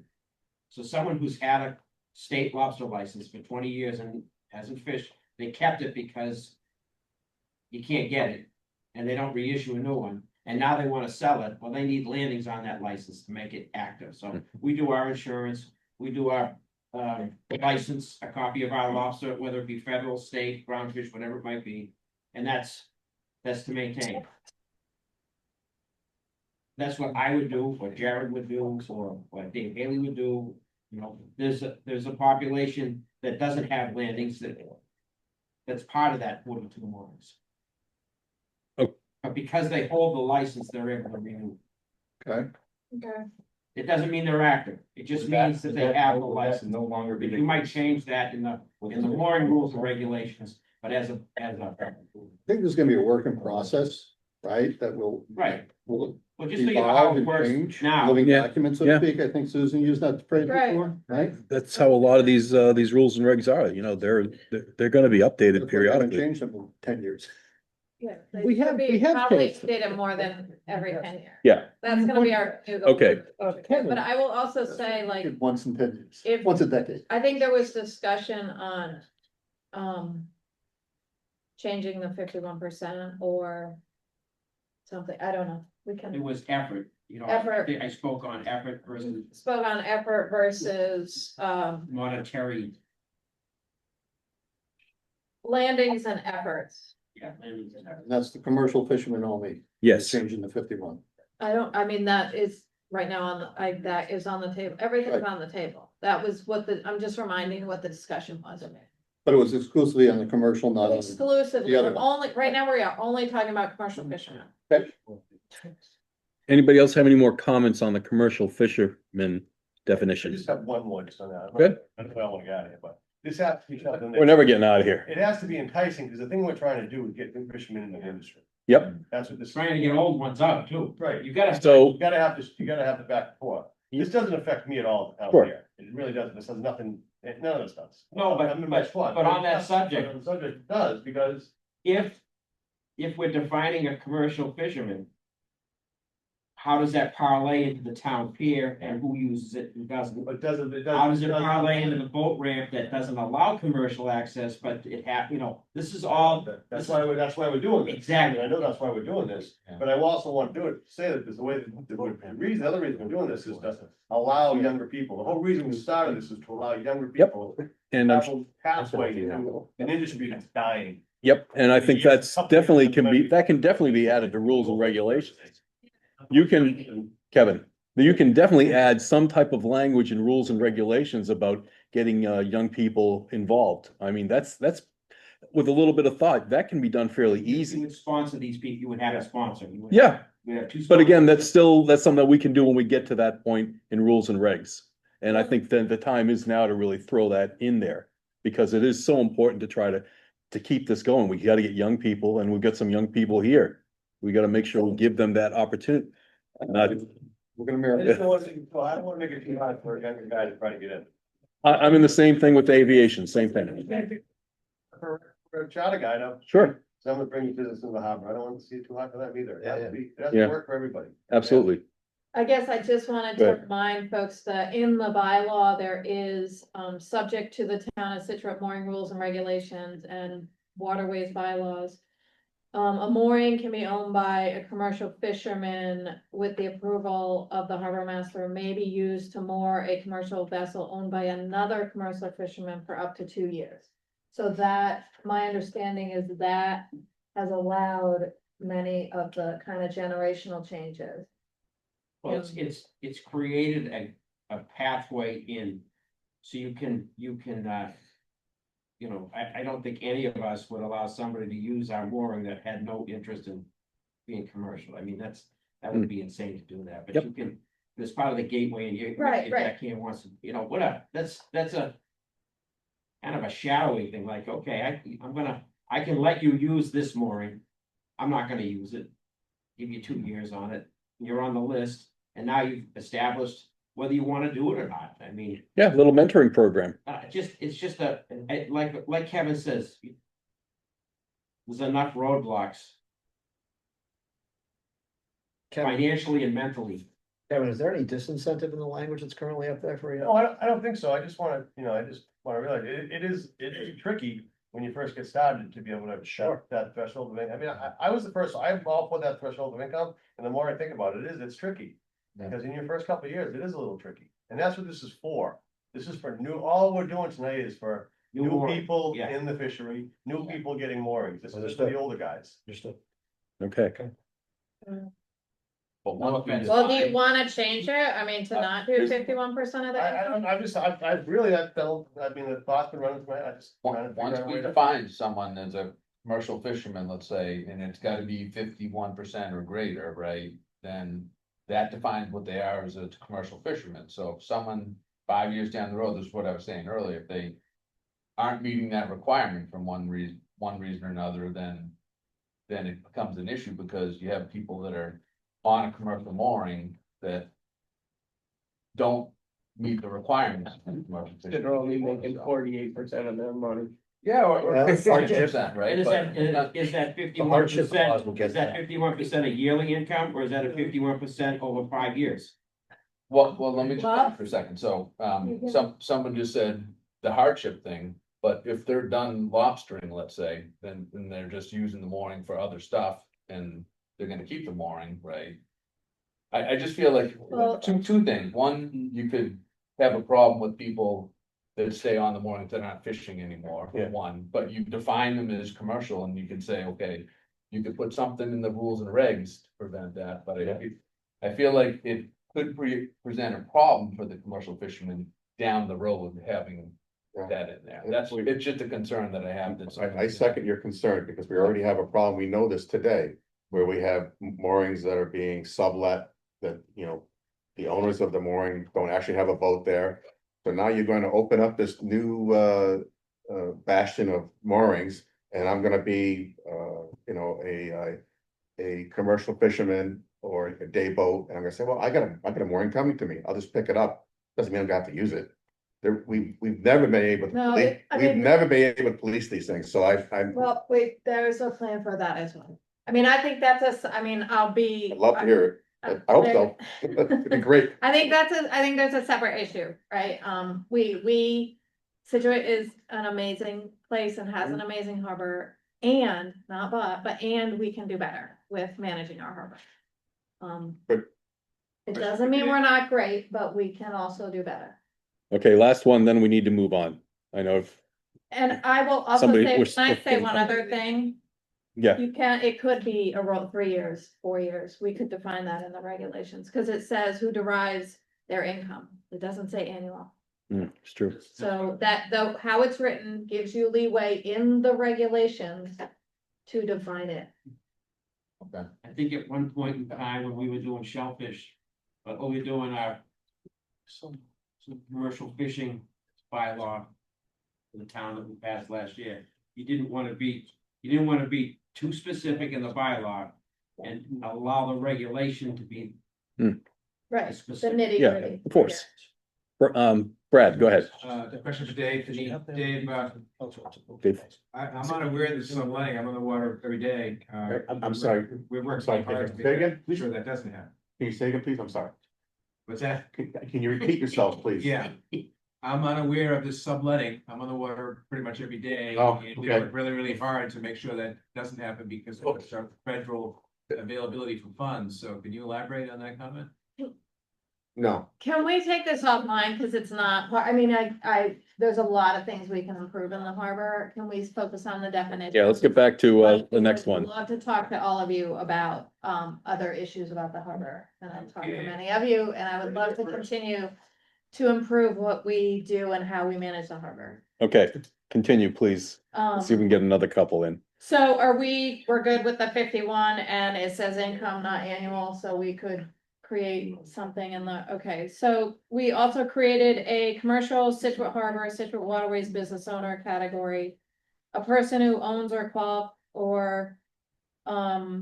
qualifies as a mooring service provider, charter fisherman, or launch service provider who derives 51% of their income serving Scituate Harbor and Scituate Waterways. Again, this was a question. Go ahead. No, finish here. I'm sorry, I was just. No, I was just gonna say, again, this was stuff that we heard at the select board meeting. When people were talking about business owners actually in the water, Sure. right? I would say, didn't we already cover charter fishermen in the definition above? We did, Yeah. yes, so we could get rid of this as a definition and just have the single definitions. And I would say that you'd wanna, I would add towboat to this, towboat Okay. operator in this. So should we, that's a great point, should we, because we have launch service provider below and mooring service provider. And then at the bottom, because alphabetically, I've got towboat service provider that we can get to, so we could suggest deleting this and keeping with the individual definitions. Sure. Yeah, I don't think you could do it twice.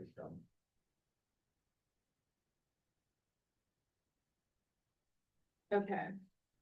Excellent, that one was quick. Roll. You go.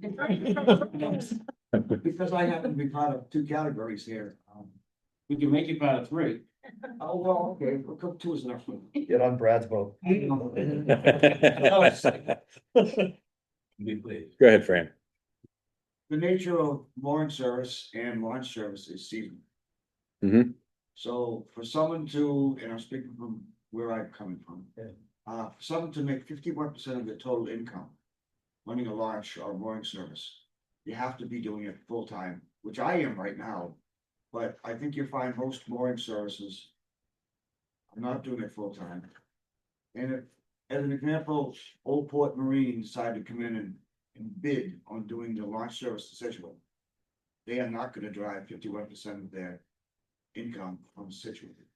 They do Edgartown, Oak Bluffs, and I think Block Island. And they still don't do 51% of their income from that. They're all in Newport. So that might be kind of difficult to assign that 51%. But But it's specific to, in this, serving Scituate waterways, right? Where it says in here, it says derives 51% of their income serving Scituate waterways, so they couldn't, in Well- Old Port, they couldn't consider what they did Right, on the Cape or somewhere. That's, I think, Franny's Is that what point. you're saying? Yeah. so, I think, is that Fran, isn't that your point? You would want to be sure that Old Port could? Or you want to make sure? Old Port- No, I'm just saying that it would, if in the future, Scituate decided to put out the bid, Yes, sir. bring a launch service in. Yeah. Most launch services are only run during the summer season. Mhm. And they are in some other business for those boats. Understand. And for them to derive 51% of their income from Scituate might be difficult. Oh, okay. I'm just saying, it might be difficult. I missed it. So what you could, how about, go ahead. no, I was gonna suggest, could we say a person certified by the harbor master to perform launch services and doing business in Scituate waterways? And without the 50, well, I guess, cause the point is like, you would want them to be doing business in Scituate waterways. And is this definition for a launch service to get a mooring? Well, No, this is the also- definition of a launch service provider. I mean, you would have to, And isn't that to discuss a little farther down? I mean, if I were, I mean, yeah, I mean, that's to discuss further down, but. Yeah. I mean, we can go into the rules and regs and decide that a launch service provider, or you could get into the rules and regs and to talk about where folks should be located and determine that it's at a marina and not at a mooring. I mean, like, one would hope that a launch service would have a spot to drop people and not just So- do it. Right, no, that's fine, that's Right. fine, Matt. Don't we have to have some trust in our town employees? I mean, like we do with the town clerk and everybody else. I mean, a person's certified by the harbor master. Wouldn't the harbor master look at somebody and say, you're just taking somebody out on Tuesday afternoons, you're not a real launch service provider? So No. I mean, is that enough of a check? But don't you think that the bylaw is backs up and protects the harbor master, cause. You know, from somebody That's who's a good trying to take That's a good point. advantage of him. So I think we, we have That's a to, good point. we have to have a framework for them and Yeah, protect them and that's a guide good them. I don't know, we need somebody eloquent who can put something together. Versus Could we say derives, Well, the- could we say derives 51% of their income from launch service? That we have? From Scituate Waterways? It already reads that way. Yeah. No, it says Scituate waterways, so Oh, your okay. Edgartown example for, a larger launch service. I don't know how I feel So about that. 51% of their income On a local from- person. I'm not worried so much about myself because I'm there right now, Yeah. but for anyone coming in the future, Right. Mhm. it might be tough to prove these things to anybody. And does it affect the boat club, the waterfront club, the yacht club, is With the other providers? segregating that out of their operation into something else? I don't know. I gave a guy a ride to his boat, he got paid, I got out of that business. What's the reality of a launch service really being on a mooring? I don't see that. How does that work? Well, right now I have That doesn't. to rent 2 slips to operate off the one in the middle, Right, so I'm forced to do that. If I had, what we used to have, we were on the end. Like Yeah. the boat club and the yacht club, they have a spot for the launch. Mm. That was taken away from us in Scituate, So now we work inside a regular slip. But I have to rent all 3 slips in order to work out of the one in the middle. Which can get out of where we are. Yes, I know that, but if a new business is coming into town, wouldn't they prefer a slip rather than a mooring? I mean, I don't see something, a business like Someone that. else looking coming in, for more- that's if they have a dock or float somewhere, Okay. or the town would accommodate something like that. Right. I just thought ladder would be, you know.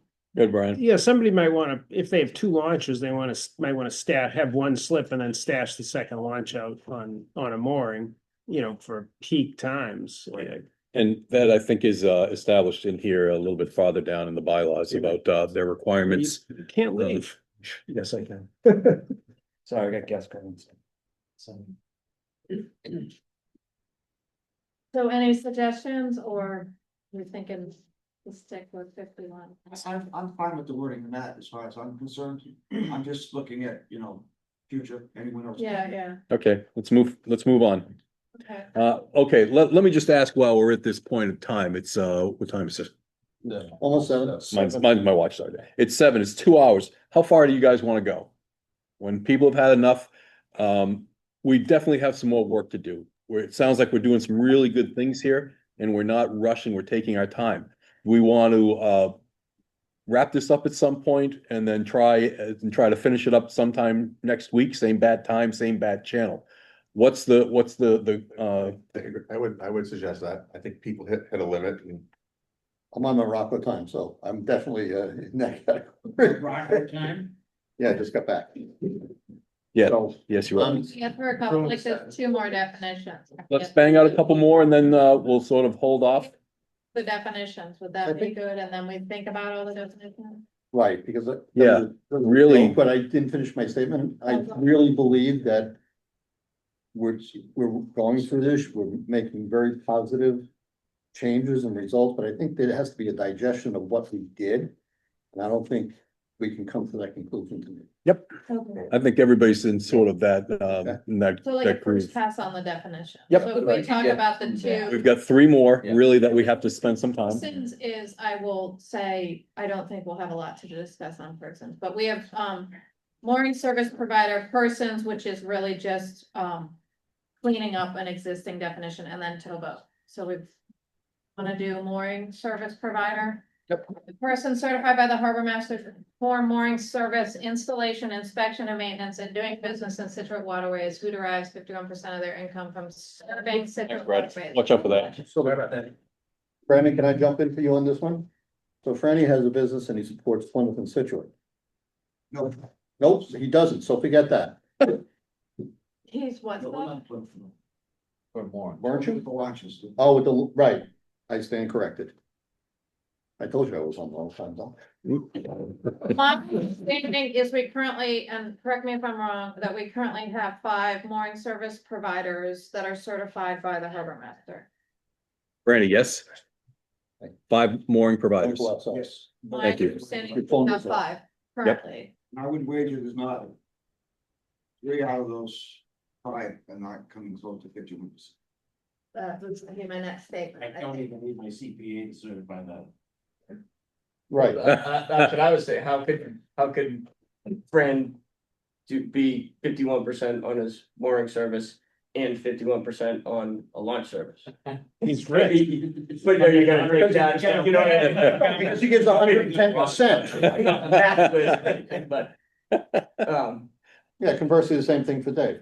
I don't think anyone could do 51% on mooring service, right, of their income. I mean, No, we would just should remove that. So, in my opinion, yeah. Yeah. That one. so currently have it say a mooring, certified by the harbor master to perform installation, inspection, maintenance, and doing business in Scituate Waterways, period.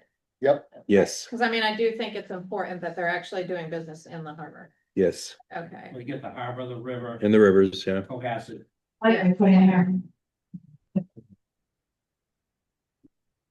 That's the issue, yeah. Yeah. Okay. the squash could have it. Like 10. Squashing, you Big step boy. See, they're getting easier.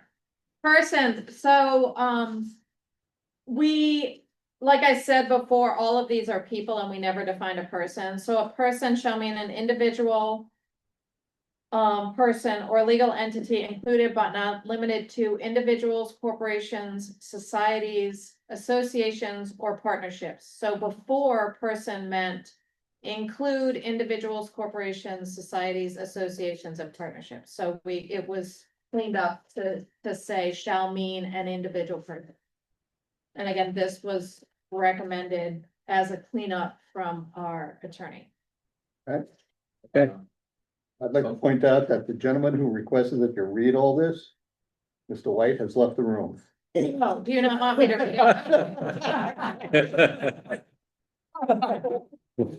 He's a smart man. All right, you're back. Part of it's the in the back. Oh, no, I enjoy you going through this, Susan. That was more of a backhand for Mr. White. Would you read this? I'm leaving now. Well, Noted. Oh, yes. Yeah, so because we have persons in the other definitions, right? Mhm. Now we're saying that person could be an entity or an LLC that actually owns the mooring or has the permit for the mooring. So currently, that's what we allow too. It is, okay. So we currently said person include an individual, corporation, society, association, partnership. We just cleaned it up. Mr. DeMayo, man. Do you guys do that too? An entity or LLC, is it just person? The person, because then it gets into fair and equitable. Yeah. Because then if you get into LLC or something like that, then people think you sell the boat, the mooring goes with it, which Yep. doesn't make it fair and equitable. Which Well, is, it's- which is yeah. challengeable. Yeah, Yeah, because if you had an LLC and you passed, that LLC could pass to someone in your family, and now you're legally. Right, you're passing it. you can only pass to your spouse. Well, if you're an As we have LLC, written it. Technically, you can't pass to anybody. I'm sorry, a mooring. Passed on to Right, anybody. a mooring, you can always go sideways. Sorry, a mooring and can only go to your spouse. agreed, And but if you state define it as a person, right? And you're saying that a person can be an LLC or a corporation. Then I would argue that if I passed and that LLC gets transferred to someone else, right, and they own that LLC, then they now have the mooring permit. That's why I'm saying it probably should be. They have the first. mooring. Like block and chain and ball. but the permit is what? No, it's the annual mooring rights. You The can permit sell, itself. you can sell an LLC, you can sell a corporation. The You can corporation sell a owns mooring the block and stuff like the that. mooring itself, the annual mooring. We don't give a shit about the. Well, we don't own blocks. the spot, right? You know, I don't I own know, the but water. if we're saying. I mean, that's defining a what person. governs- I'm sure that's all defined. Yeah. It's Later defined on down. further on, yes. Okay. The mooring permit is a 1-year permit. Right here. Permits shall be valid for a calendar year for which they are issued and shall expire at the end. Okay. And they're only transferable to a spouse. On a mooring. yeah, Correct, yes. Right, not a- Mooring, sorry, you can, Right. whatever you wanna do with your LLC, but your, mooring can only go to your spouse. As pointed out, the actual chain and block and all that. That's correct. Is there a reason why that verbiage would not be the same for a slip too? I mean, We didn't. Yeah. just because we didn't get around to it? It's called mooring rules and regulations, not mooring slips, Dave's backyard regulations. Okay, Again, that's something we could take up in the, there's a lot that we could do in the. okay, are we, Towboat service provider is the only one we've got left, and that was a suggestion. Does anyone have suggestions on that? towboat, it's not here, Where is it? it's not here, It's not here. it's what we brought up today. Right. So, it was like, similar to what the launch would be, somebody who was providing tow services to Right. the waters in Scituate Harbor. Running commercial Yeah, tow services. Certified by the harbor master. Certified by the form. yep, Towboat Commercial tow. services. does the harbor master need to currently like certify Towboat US and Sea Tow to work in Scituate Waterways? I wouldn't think so. Commercial, did we say commercial? You said commercial, wait, oh, Get the game. Commercial towboat services in Scituate Waterways. I've been as quiet as long. Right?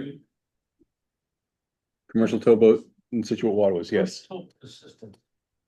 Towboat assistance, not services. Nice one, Mike. I'm still here. I'm paid now. Yes, sir. Does that need a percent of income or no? I think that's what they do. I think that's their livelihood, isn't it? I think so. Well, I Nick, don't know, the guy that's bringing that up. I wouldn't say he'd do 51% out of it. I was gonna say that. One of the more providers. Oh, also the pub operator? Oh, well, he wanted that one. Special. Yeah, and actually, isn't Great Marina CISO or one of those? I'm not sure about those guys, but I know Mike that had brought that up. So we're originally. running triple Okay, assistance, so we're. So And no, he's a mooring provider as well. so we're back to the 51%. But yeah, he might not, I would, again, it's 51%. I think it's similar to the Whatever. mooring service Yep. provider. Yep. Exactly. Put it in. We stop it at that.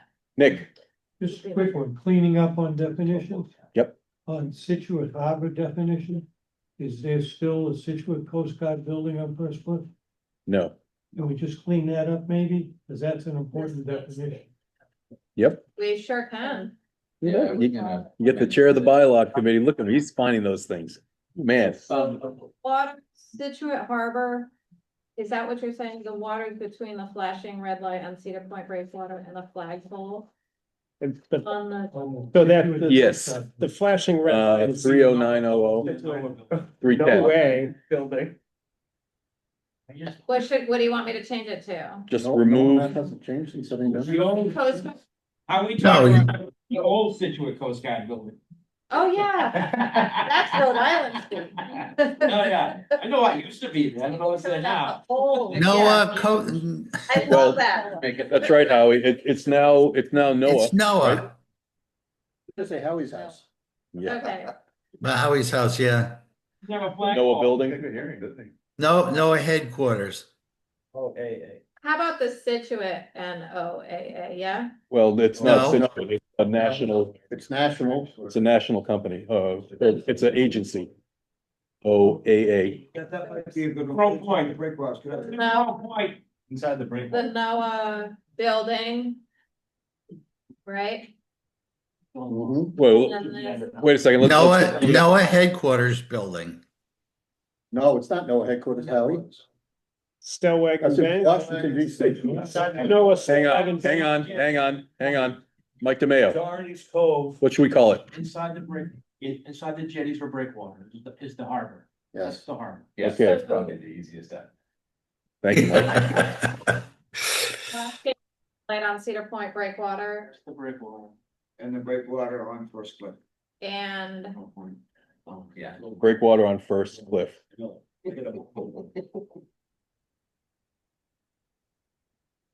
Okay. Scituate Coast Guard. and then we're getting rid of all of the, That's another terrible. Not that we need to make Good comment, Nick. edits now, but I just had one or two things just to include while you look at your definitions is for Scituate Waterways. I think I would include something about Cohasset Harbor or the waters. North Scituate. Briggs Harbor. Yeah, I don't know how you define it. I don't want to do that now. I just want to make sure that it's pointed out that if we're cleaning stuff up, Yeah. we probably should. Yep. Put that language in there, whatever that proper definition is. yeah, I'll look at that. And I would, Under, I'm sorry, in waterways, I would also add the Herring River if you're gonna have the Gulf River. Okay. Yep, might as well spell them out. We're on the map. Don't wanna include any of our precious rivers. Right, yeah, we got the boys The here. Marina there. Herring River boys. Okay. last one, while we're at the whole thing, is in section 30,990 town launching ramps. Oh, yes, that's right, Mike. There was just some stuff in there about cradle boats, requiring cradles to be launched. We haven't done that since the fifties. Right. Yeah, we haven't done that. What? Is it this one, the proper usage of the town launching ramps? Shall be determined by the select board. Yep, This shall include the proper parking of trailers and motor vehicles at the approach to the ramp. Persons using town ramps for hauling of larger boats requiring cradles shall apply to the harbor master for permission. Such cradles and or boats shall not remain on town ramps for more than one tide. I would say those last two sentences, just Mhm. strike them because no one uses cradles for launching boats What about anymore. lobster cars? Bring them up outside or just fall? Yeah. You go back, no? Mm. Stop back, please. Yeah. I mean, it's specific to town launching ramps, but I just say we don't do cradles anymore, so just. Isn't, it seems like, don't they call that like a cradle trailer or something? Yeah, with those like hydraulic ones. Travel lift. I think that's being specific to those guys, isn't it? Is it- Well, I That's think not this. considered a cradle, what's it called? Derived way before. Hydraulic Yeah. Right, but even if so, right, the commercial guys don't check in with the harbor master every time they launch a boat off, similar to those guys, right, Yeah. so. That, We should throw in somewhere like commercial guys are allowed to haul out in the parking lot again. Okay, Mike, anything else? no, that's it. Susan, we good? Yeah, and I would say that could be in the regulations, because the select board determines. Read the first line. Actually, there's only one town boat ramp, that's Hardin River. Yeah. The Jericho ramp is a state boat ramp. True. Whole Parkway. Whole Parkway. Whole Parkway. Go backwards town, yeah, I heard it blow Okay, Thank you. 41st mile. so, Do it. They're just on the postcard for them. alright, so we're gonna, kind of marinate on this and come back. Yes. Okay. I'm gonna reach out to everybody tomorrow. A couple quick things. As everybody knows, last month we went to the select board and they looked at our memo that we put a lot of time and effort into, Brian and everybody, and they didn't make any changes to what we recommended. I thought it was a very good meeting and very happy. They were very happy with our efforts and being an evergreen, they realized that, these are going to change, but our point was not to go and make it totally burdensome on the users. We want to get people down there and make our harbor accessible. And if you start pricing it over the moon, it's not going to make it as accessible. So I want to thank everybody that put a lot of time and effort in to come up with those numbers to make it viable and workable. And like I said, the select board, they were very, very pleased with our efforts. So Yes. so that was good. I know with there's a lot of other things going on with our normal agenda. I just thought it was pretty cool with everything going on is right whale surveys in Cape Cod Bay this season. They're up. There's a lot of good life going on with them, and they have seen 54 right whales in the bay this season, which I think is pretty damn good. Even with all the regulations that they throw on the fishermen. I just wanted to mention that. In terms of the harbor master, they're still working on trying to get the information from Army Corps for the dredging projects. Mike DeMayo, anything else on dredging projects on South River, anything that you The know? RFP now will have it done pretty soon, but there was one piece we talked about at prior meetings with surveys. So talk to Steve about this, so the confluence of the Herring River. So we are gonna hydrograph a survey from pretty much buoy 14 into the mouth of the Herring River. That's where we're gonna stop. We can't add that to dredge permits because we already have prior dredge permits for the South River. Right. And if you commingle them, we'll never get the permits for the South River. They'll just drag it down. But I think under the grant, the way it was written, you can cover the hydrographic survey for that area. We can That way we see. can establish a baseline. Right. And go from there. So at least it'll be a start. So we're thinking about you guys and understanding the Identify the challenges. channel, maybe 50 feet. Yep. Then we can just kind of, at least you have the baseline of the survey, it's just the start. Yep. And maybe adjust the buoys right at the mouth there. Thank you, Mike. Can I ask Mike a question? Absolutely. Thank you. So Mike, on the river dredge, you had to take a educated guess. When? Will we get the permits and be able to release RFPs? I will say, working with the Army Corps on 3 dredge projects in Green Harbor. I found them pretty good to deal with. We were able to secure a 4-day dredge extension for town work, which is unheard of. I thought they were very accommodating along with marine fisheries for the right whales in Cape Cod Bay disposal site. I actually requested a 21-day extension for Ridge Road boat ramp. Cause it's all concrete work for the new boat ramp at the South River. Well, it's been like 8-10 degrees and they can't form, the concrete forms. Right. It's not in place because they're not gonna cure. Yep. So I'm waiting to hear on that. So back to your point, Brian, I hope we can streamline the permits. I did find out today as well that I think the Seaport is going to a yearly meeting. So any grants may be pushed out a whole year. Right. Which really isn't good versus Right. every 3 or 4 months. But I will say Seaport gave out some $16 million back in December, which is the most ever. So maybe over the year, the 16,000 maybe equates to what they do every 3 months, but that kind of puts projects behind a little bit. So, or if you can look at it as it gives you more time to get permits in hand to be in line, but I don't see it being a good. No, personally. so if I had to just spitball this for financial reasons. Grants, if they're not issued prior to a certain date, would not be eligible for December reimbursement in 26. We would probably have to wait till 27. We're down for 27 annually. We're definitely, that's where I was gonna go. Yeah. So more than likely it's 27. If we don't get it, we go second bite of the apple 28. And then we release RFPs. Okay, Our piece probably within the month. I have it all and together. the plan would be to do it Hmm. off season, correct? As opposed to the last time the plan would be to dredge off season. That would be to dredge off season. Ideally, what yes. months? What's that? Ideally, what months? It all depends. Like last time we dredged the river in 2018, 19, I believe it was. It was in July, It was in August. July, Yes, but we were also able to go to, Mass Bay to dispose of it. right. And that was back at the dredge wars of where's the material going to go. And it was also because we didn't have enough money and as opposed to giving the grant up, we did it in season. So Yeah. ideally, we would target what time of the year to do this? Because I know we have winter flounder, we have this, we have that, we have Dave Doffney's planning. It may be a 2-year dredge period. You know what I mean? Cause it's basically 60,000 cubic yards. But it's also from the boat ramp, Ridge Road boat ramp, all the way to the mouth of the river, so.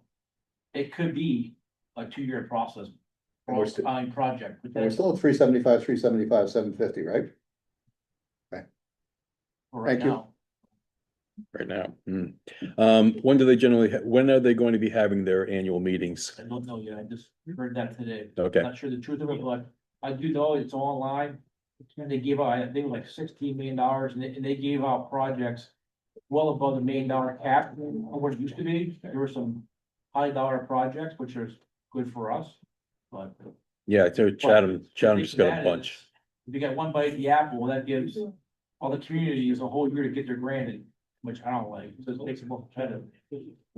Okay. But that's Pat's job to figure out. I know the harbor master's office right now are getting ready to send the bills out March 1st, so I know Mike and Steven are busy. The icers have been active, huh? Been going okay? Any unforeseen expenses in the harbor master office? Yeah, the electric budget, See that Brian. Don't The look at electric me. bill. Don't look at me. Otherwise, things are going okay, the harbor master's office. And as as we mentioned earlier, that looks like you're trying to get some new help there. That's good. Financial report, we have none. Marketing, we've got nothing. Sorry. Nothing really on our Meeting down enough, young. liaison reports. We can get through those next time. David, do you mind if we push off your report until? I would prefer. Thank you. And we'll also talk later. I know that North-South River, they're looking at 10A, some regulations, and I've been talking with Mike DeMayo on that, and we're learning about that. We'll talk about old business pier lift next month. I'll talk to Steven about it. Police, anything interesting going on? I'll keep it brief. Greg and Mike, are usually very good.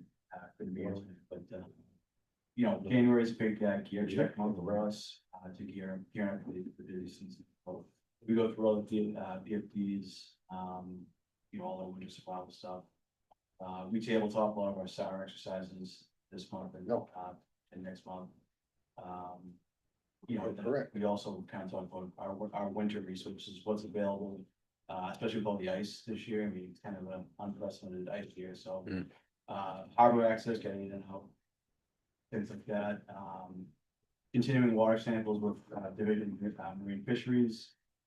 We also have our bid out, Thomas's bid out for our river boats repower. Those bids are due back on February 10th. So we hope to get that going soon. And then probably in the next few days, we're gonna do a evaluation of the coastline after this last movie show. With the evaluation on the coastline, where does that go to? Just, We're gonna just, we'll tour the whole coast, just to see what the engines done, if any, check sea walls, you know. so, Check erosion. so does that go to the select board or go? It doesn't, you know, it's kind of if there's an issue, we'll raise it. But it's kind of just an observation type. Evaluation. Oh, interesting. Thank you. Fisherman, lobsterman, have we beat it to death? You guys, how's things? I don't even know who I am anymore. Are you I don't know what I am. Are you defined? Yeah. I thought so. Kevin, Dave, anything? Nothing, we're shut down till sometime in May. Yeah. Lobsters. Yep.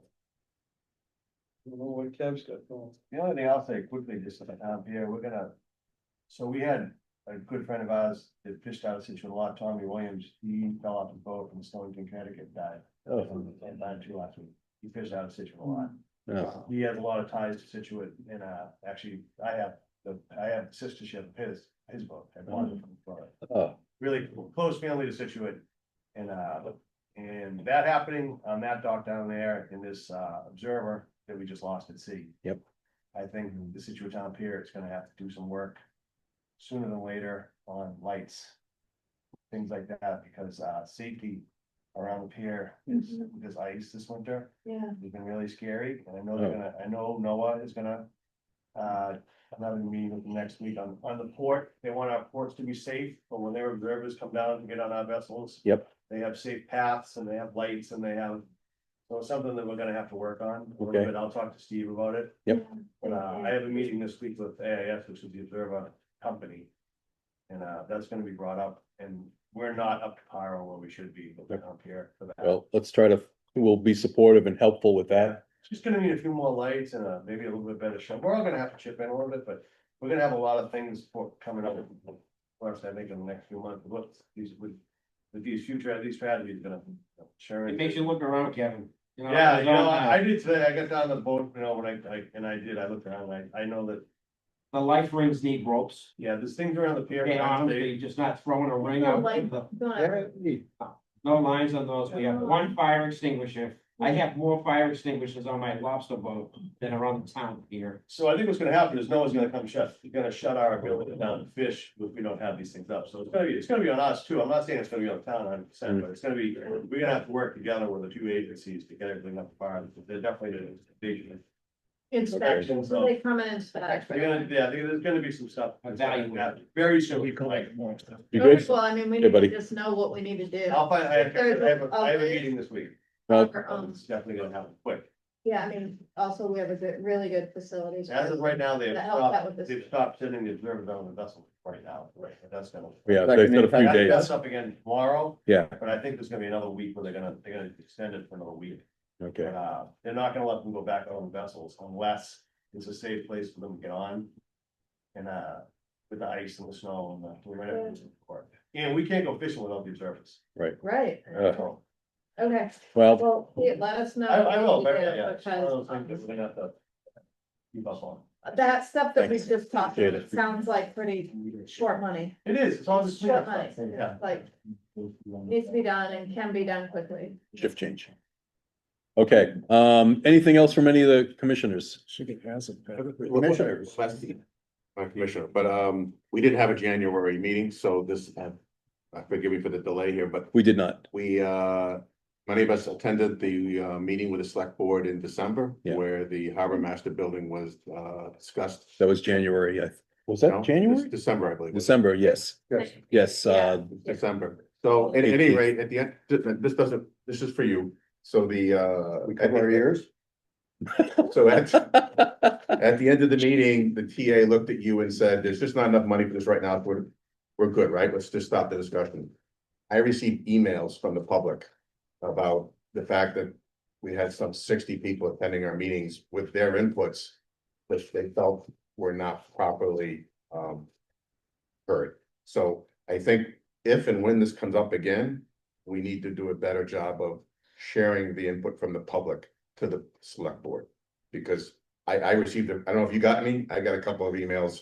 Say, why didn't you say something? Why didn't you, share the input? I'm like, listen, everyone just wanted to get out of there. It was, Yeah, no, I didn't get any comments, then so I just shared, thank you. on my job. Yeah, thank you for that feedback. Usually every item we ask if anyone has questions, so. Yeah. We'll do a better job at that as well. And I thought we were pretty open on how we went through the process, but maybe not getting the comments up to the select board.